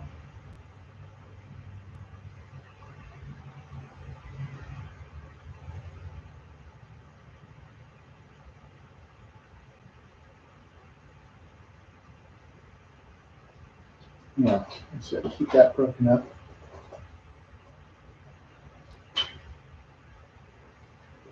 All right. Let's see here. I guess it's that part where you do the embellishments. I'm not going to get into the whole. These are my fantastic embellishments that make the painting worth $1 million.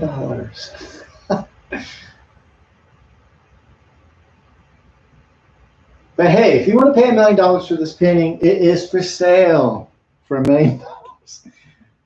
Or if you just want to give me $1 million, and but hey. But no, yeah, I plan to sell this painting if anybody's interested in, because we're in times of COVID. But if it doesn't go for sale, it's going to find a spot in my studio.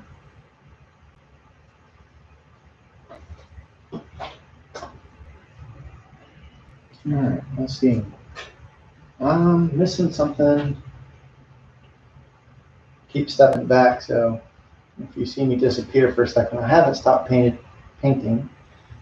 I'm desperately trying to find those little nuances that really make it recognizable as Jimi Hendrix. And that is the key to all portrait painting, is finding those little embellishments. That's it. Bang, bang, that's so-and-so. Or bang, this is Jimi Hendrix. So, as I said, I'm not going to call out people like I did before, because they tend to go poof as soon as I call them out.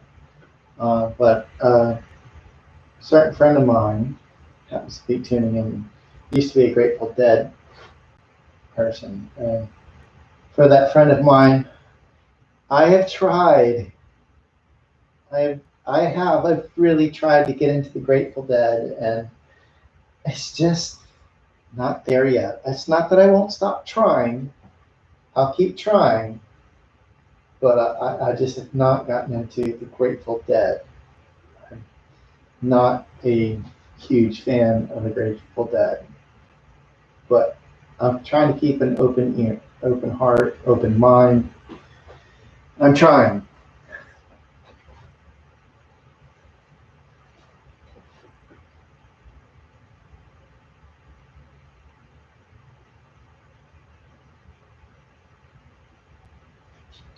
All right, let's see where we are.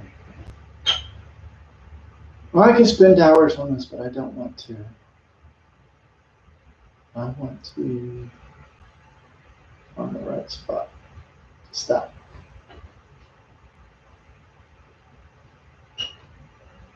It's kind of like a marathon where there's no ending. Oh, I can assure you there will be an ending. It's called dinner time. The kids are going to be, Dad, I need to eat. Dad, get out of the studio. We're hungry. Feed us. Yeah, that'll be the time for me to quit. But actually, I'm going to quit before then. Because at this point, I don't even have a plan for dinner. I have no plan for dinner yet.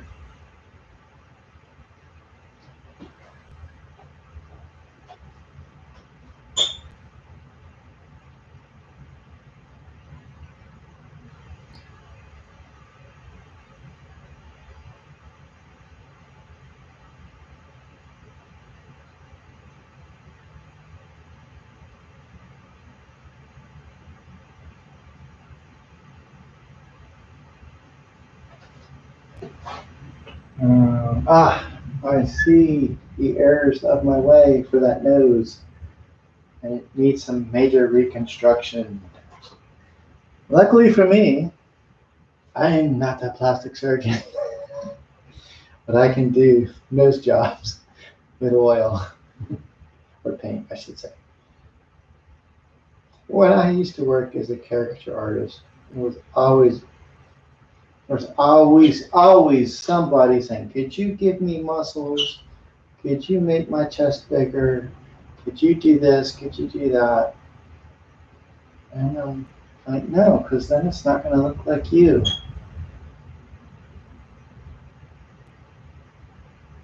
Of course, this is pre-Photoshop days. There was, I don't even, I mean, when I was doing this, I don't think Photoshop was a thing, or if it was, not many people knew about it, and you didn't have the abilities like you do now.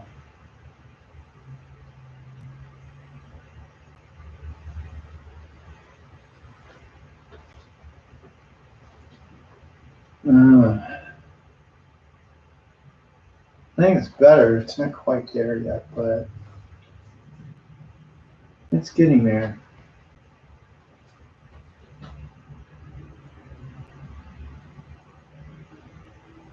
So yeah, let's have some fun here. Listen to some Jimi, do some painting, have some fun.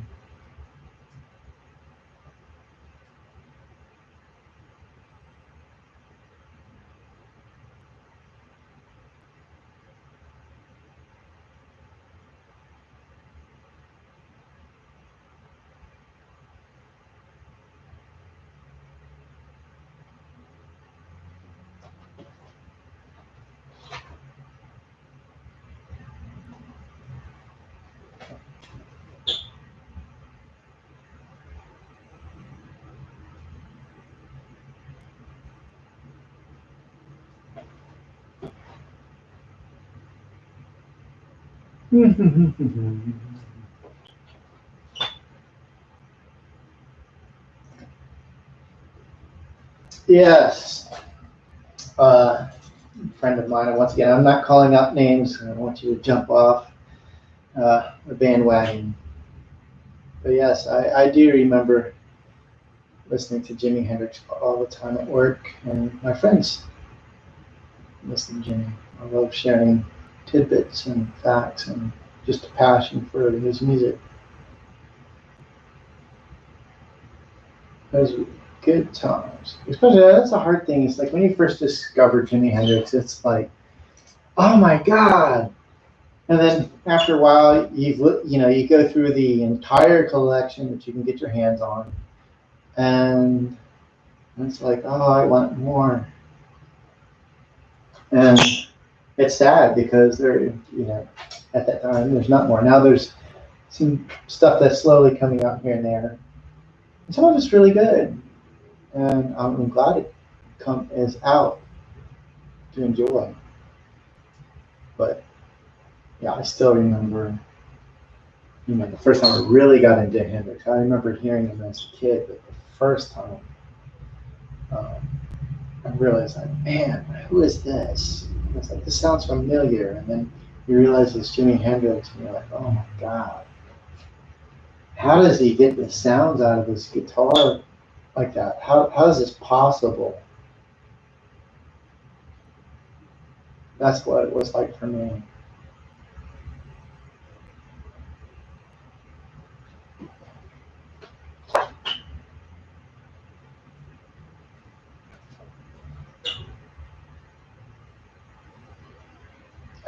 too dark. I mean, too light, not too dark.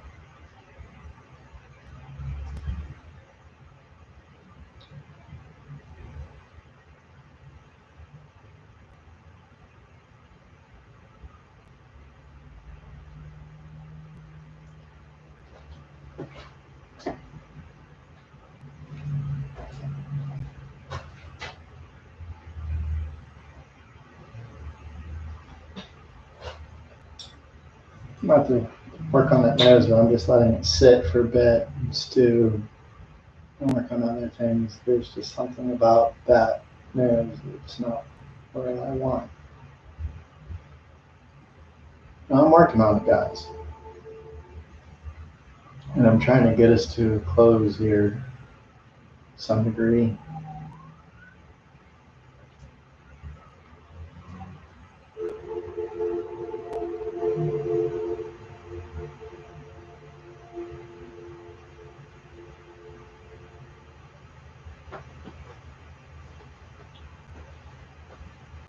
Right.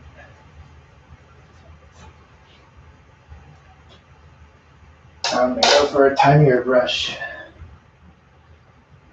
Although I seem to have burned out most of my tiny brushes. Me and brushes don't last long. We have a fleeting relationship.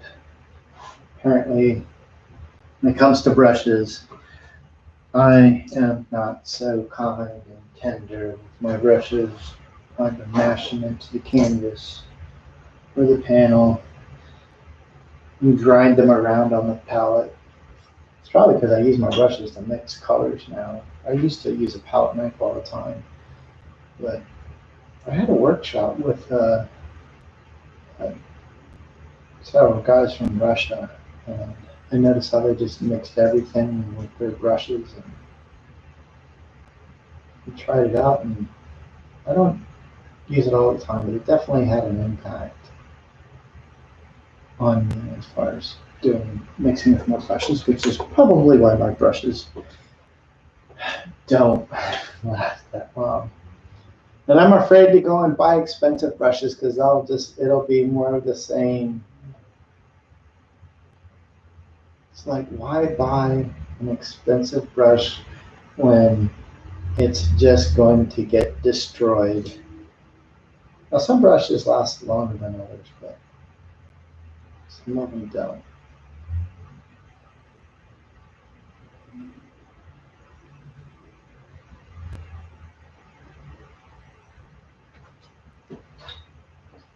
We're getting there, guys. I got to work on that nose. I think it's time.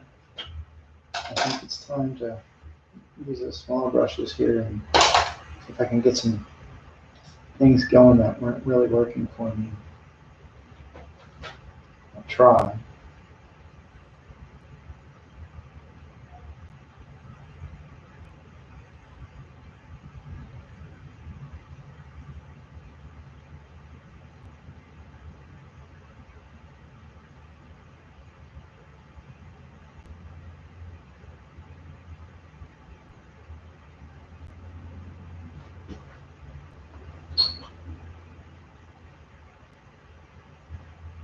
Yeah, I'm feeling a little bit better about that nose. It needs a little work still.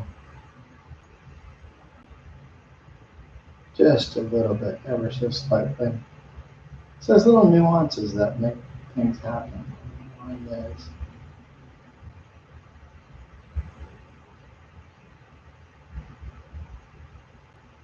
And given the opportunity, I could probably spend all day on this.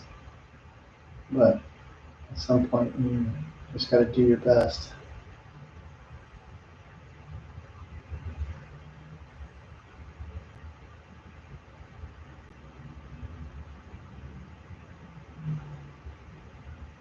And a bit more.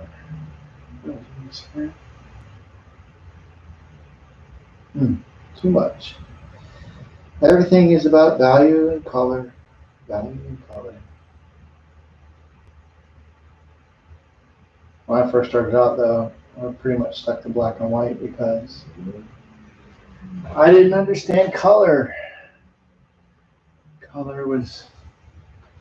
Color kind of escaped me a little bit.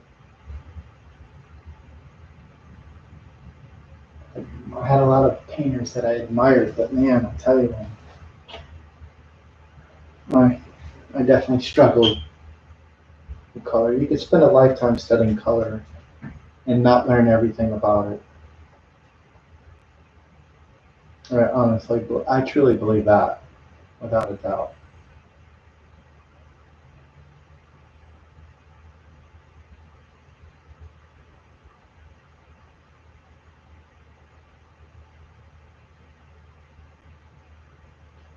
Let's see if we can get this nose to work for me.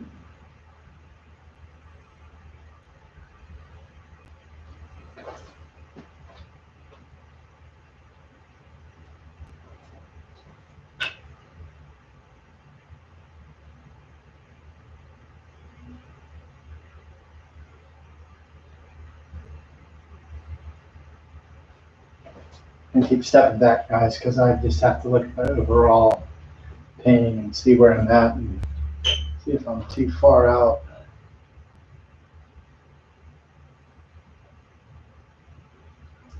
So I gotta go cooler on that side.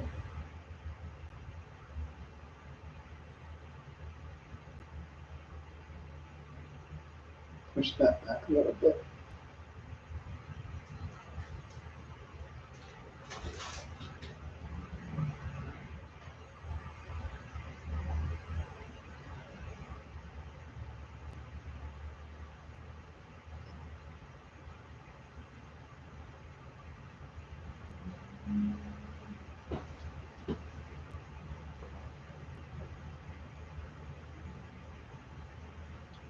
So I hope you guys are enjoying me painting and me blabbering on. I don't think it's blabbering on. I'm just talking Hendrix trivia and having fun. And I'm trying to make sure I get the last of this down to a respectable portrait. At least that's my intent. Hope you recognize it as Hendrix. And if you don't, well, that's okay. I promise I won't judge. Maybe you haven't listened to Hendrix, or maybe your eyesight's not so great.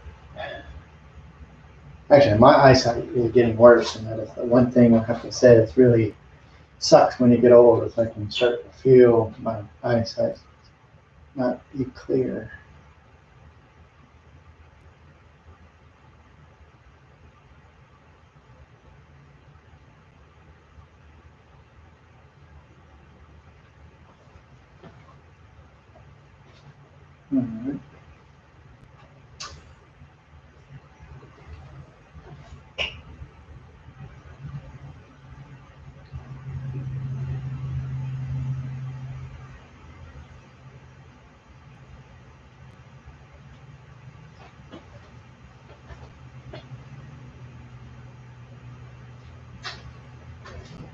All right. Starting to see some areas I may need to have to destroy a little bit. I got too tight on this and I want to loosen it up a little bit. So let's see what I can do without destroying it too much and spending too much time. But I'll try. There's no promises here because it's going to work out good. Try and soften some areas.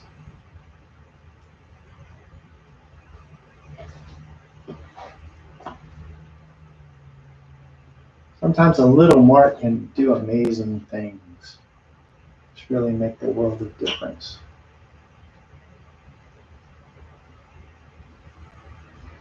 Just the right mark put in the right place at the right time.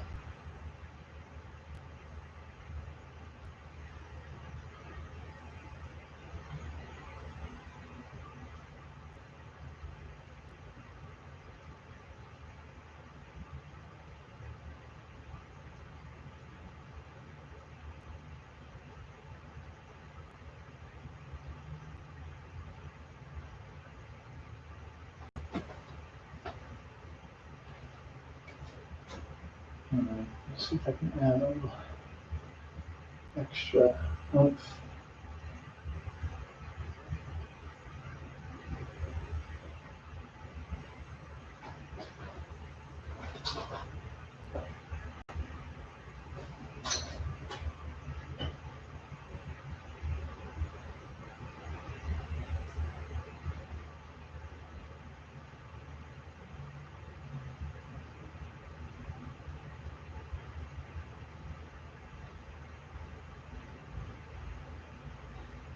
And let's see here. Something.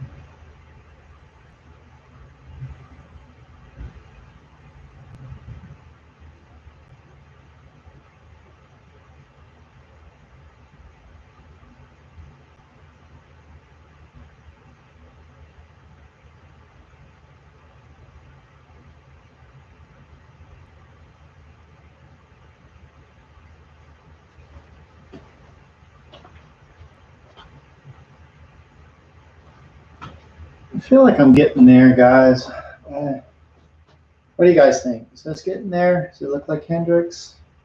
Or does it look like Andre 3000? I can't even watch that movie. That's not anything against Andre 3000, but uh, you're going to have a Hendrix movie with no music by Hendrix.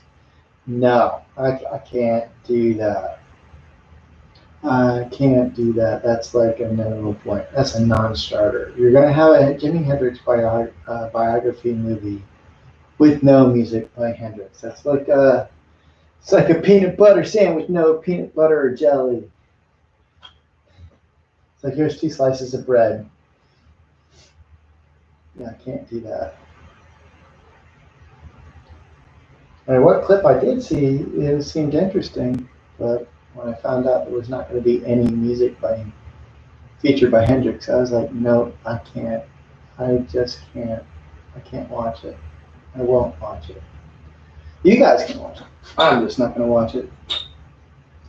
But yeah, if you're wondering what I'm talking about, Andre 3000 played Jimi Hendrix in a biopic. I don't know.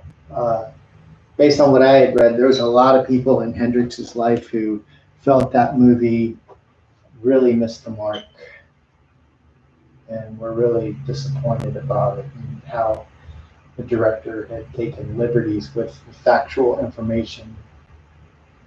And so that's always frustrating. I mean, there's no movie that's perfect, but it's gotta be frustrating not to,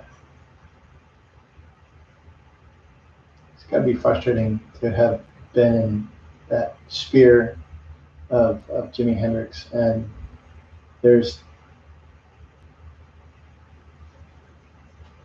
there's no it's completely off base. It's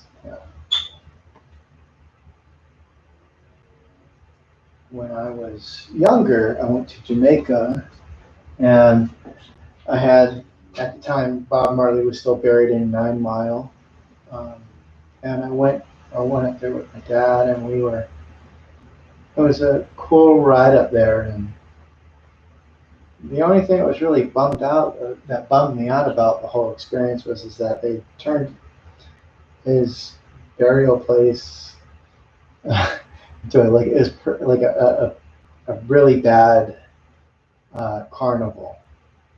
Is basically what it felt like, and we had to pay for a tour guide, which is just this. Imagine a small plot of land, and you got to pay for a tour guide because he's going to tell you about everything Bob Marley. And now I'm gonna just totally bludgeon the history of Bob Marley. It just was really disheartening.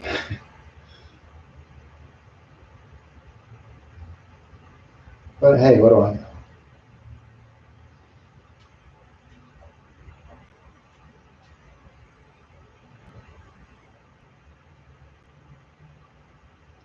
Alright, let's see something here that just needs to be. Dang it.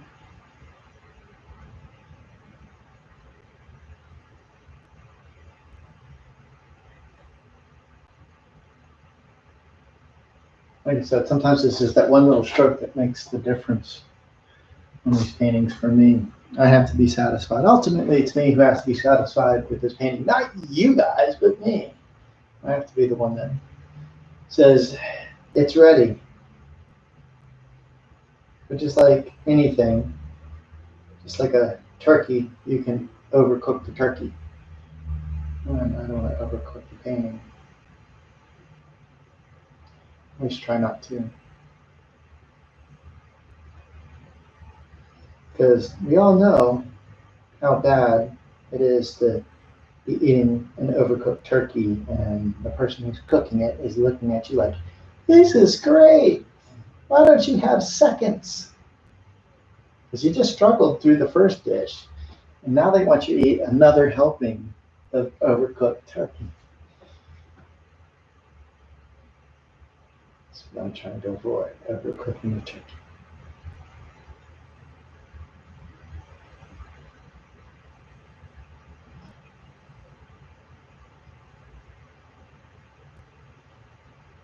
Yeah, let's see here. Just trying to get some cool tones on this other side to make sense.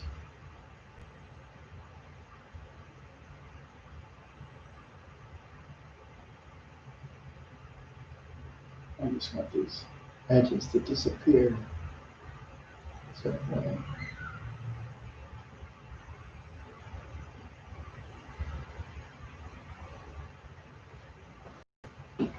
Mr. Smudgy Smudge, a finger. It's what I use to knock out when I feel like things are too sharp. Besides my rare, I use that a lot.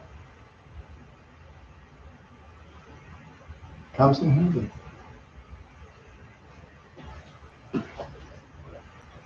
All right. I think I've got it, guys. I think I'm happy enough for this. I realize this is really just kind of like a demo. But saying it's a painting. But it was an exercise in live television brought to you by nobody, because I have no sponsors. I have no so bads to bring you. That would be kind of awkward, actually. This painting was brought to you by Dawn Soap. Get the greases off your dishes and your brushes. Actually, Dawn does a terrible job on your brushes. Don't use Dawn on your brushes when cleaning, please. Take it from me. I tried. I went there. I did it. It wasn't pretty. If you think I was bad on brushes now, back then, yeah, Dawn, not pretty. Great for dishes, not for brushes.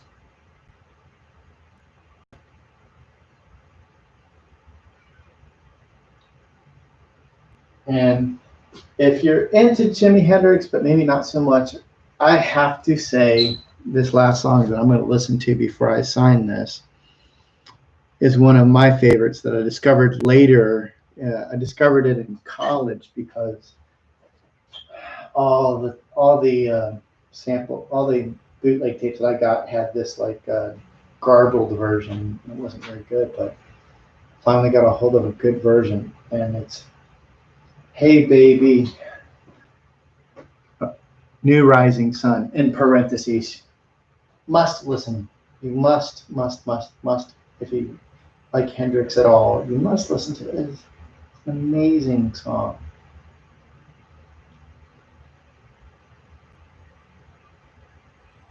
It's got everything. It's just one of those beautiful songs that he jams, it goes slow, it has a high crescendo. Yeah, I love it. And I think you would love it too.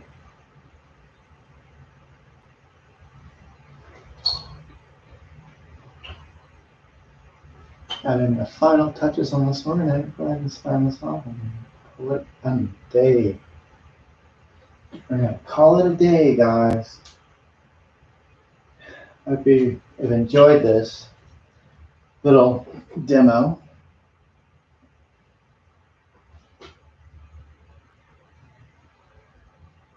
I know I have enjoyed it immensely.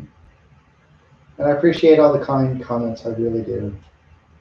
And I will be posting this on YouTube as a time lapse, so for you guys to enjoy. If you had, oh, my boss is calling, I gotta log off. So if you're watching during your work, I appreciate you. But I don't want to get you in trouble, so I'm going to have this available so you can watch it on your downtime.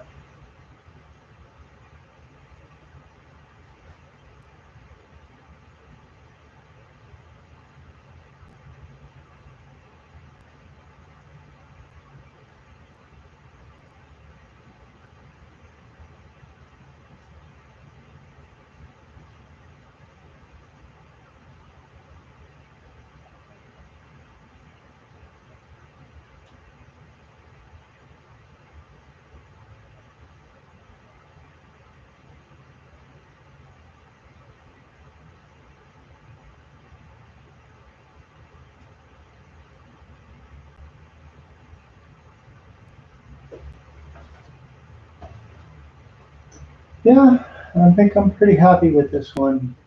I think it came out okay. So I appreciate y'all hanging out with me. Hope you had fun. I know I did. I'm gonna miss you guys. Actually, I'll be back with another one, I promise. So if you missed this one, no worries. It's gonna be on YouTube. Once again, youtube.com/liquid method. You can find me there and other videos of my painting.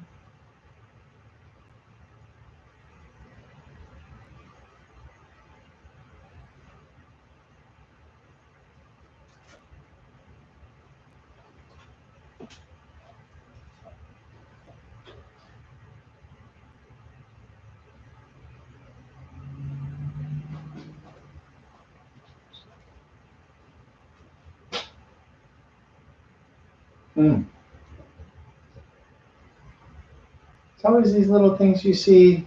This is your thing. Oh, one more thing. One more thing. One more thing. There's always that one more thing. It's kind of like when you're packing up for a plane and you're trying to get ready and you're like, oh, one more thing. I can fit it in. It's the kitchen sink. TSA will let it go through the check the security line. All right. We might have dishes to wash. I don't know. Might come in handy. Can you imagine bringing the kitchen sink through the TSA line? Like, Frank, we got another one. We brought everything. Here's the kitchen sink. See? Yeah.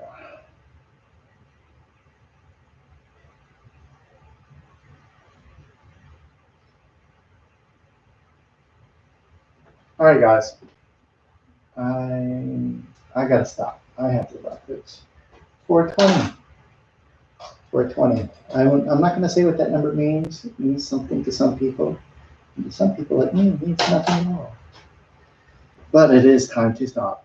So let's go ahead and sign this thing. It's like tapping off a cake. Or blowing the cake, blowing the candles off a cake. So yeah, it's something like that. Or we'll pretend it is. So if you guys enjoyed this, and if you haven't ever seen me do my signature or seen my signature, you know, what is that? Well, my signature is a little bit unique. That's on purpose.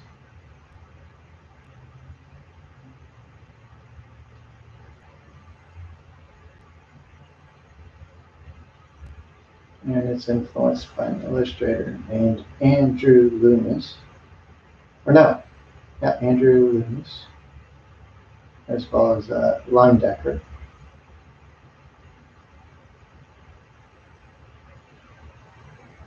Two famous painters that were influential on my education.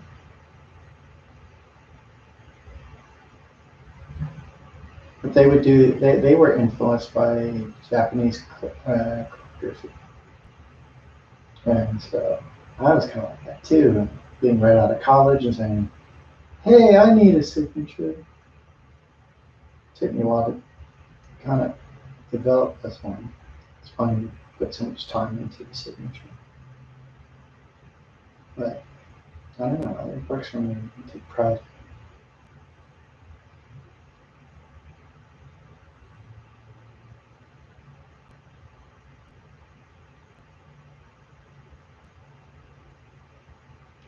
And if you're wondering what it says Doug Sideways. Doug. And yeah, I don't know. That's my signature. That's me. That's my style. That's how I roll. That's how I go with the flow. But thank you again. This painting will be up for sale if you feel so inclined to own it. Or not. But if you do, I'll put it up for sale shortly or private message me. Um, I can imagine my inbox is flooding full of calls. But I promise you, I assure you, the first private message or email, I will look at the timestamp. We'll get first dibs. Something like that. See, I I worked on something even after the painting, for shame, after I signed the painting. I don't know if that's a faux pas, but I did it anyways. I did it because I could. All right, one more thing. I know, it's like one more thing. There was somebody who used to say one more thing. I forgot who it was, but I'll let you guys sort that out. One more thing.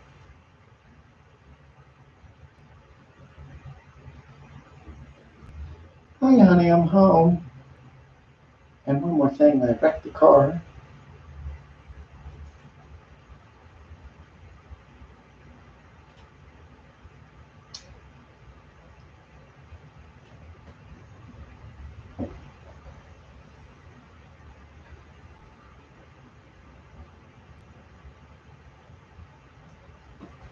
There we go. All right, guys. Thanks again. So I'm going to go ahead and sign off. Once again, you can see more of my work at liquidmethod.com. You can go to my YouTube channel, youtube.com/liquidmethod. And it seems like the bulk of you guys were on Facebook, so you knew where to find me because you're watching me. How convenient. So thanks again. Thank you all for the wonderful comments. I really appreciate it. And I will see you later. And I'm going to figure out what next to do for you guys. So thanks again. Have a wonderful day. And hasta luego.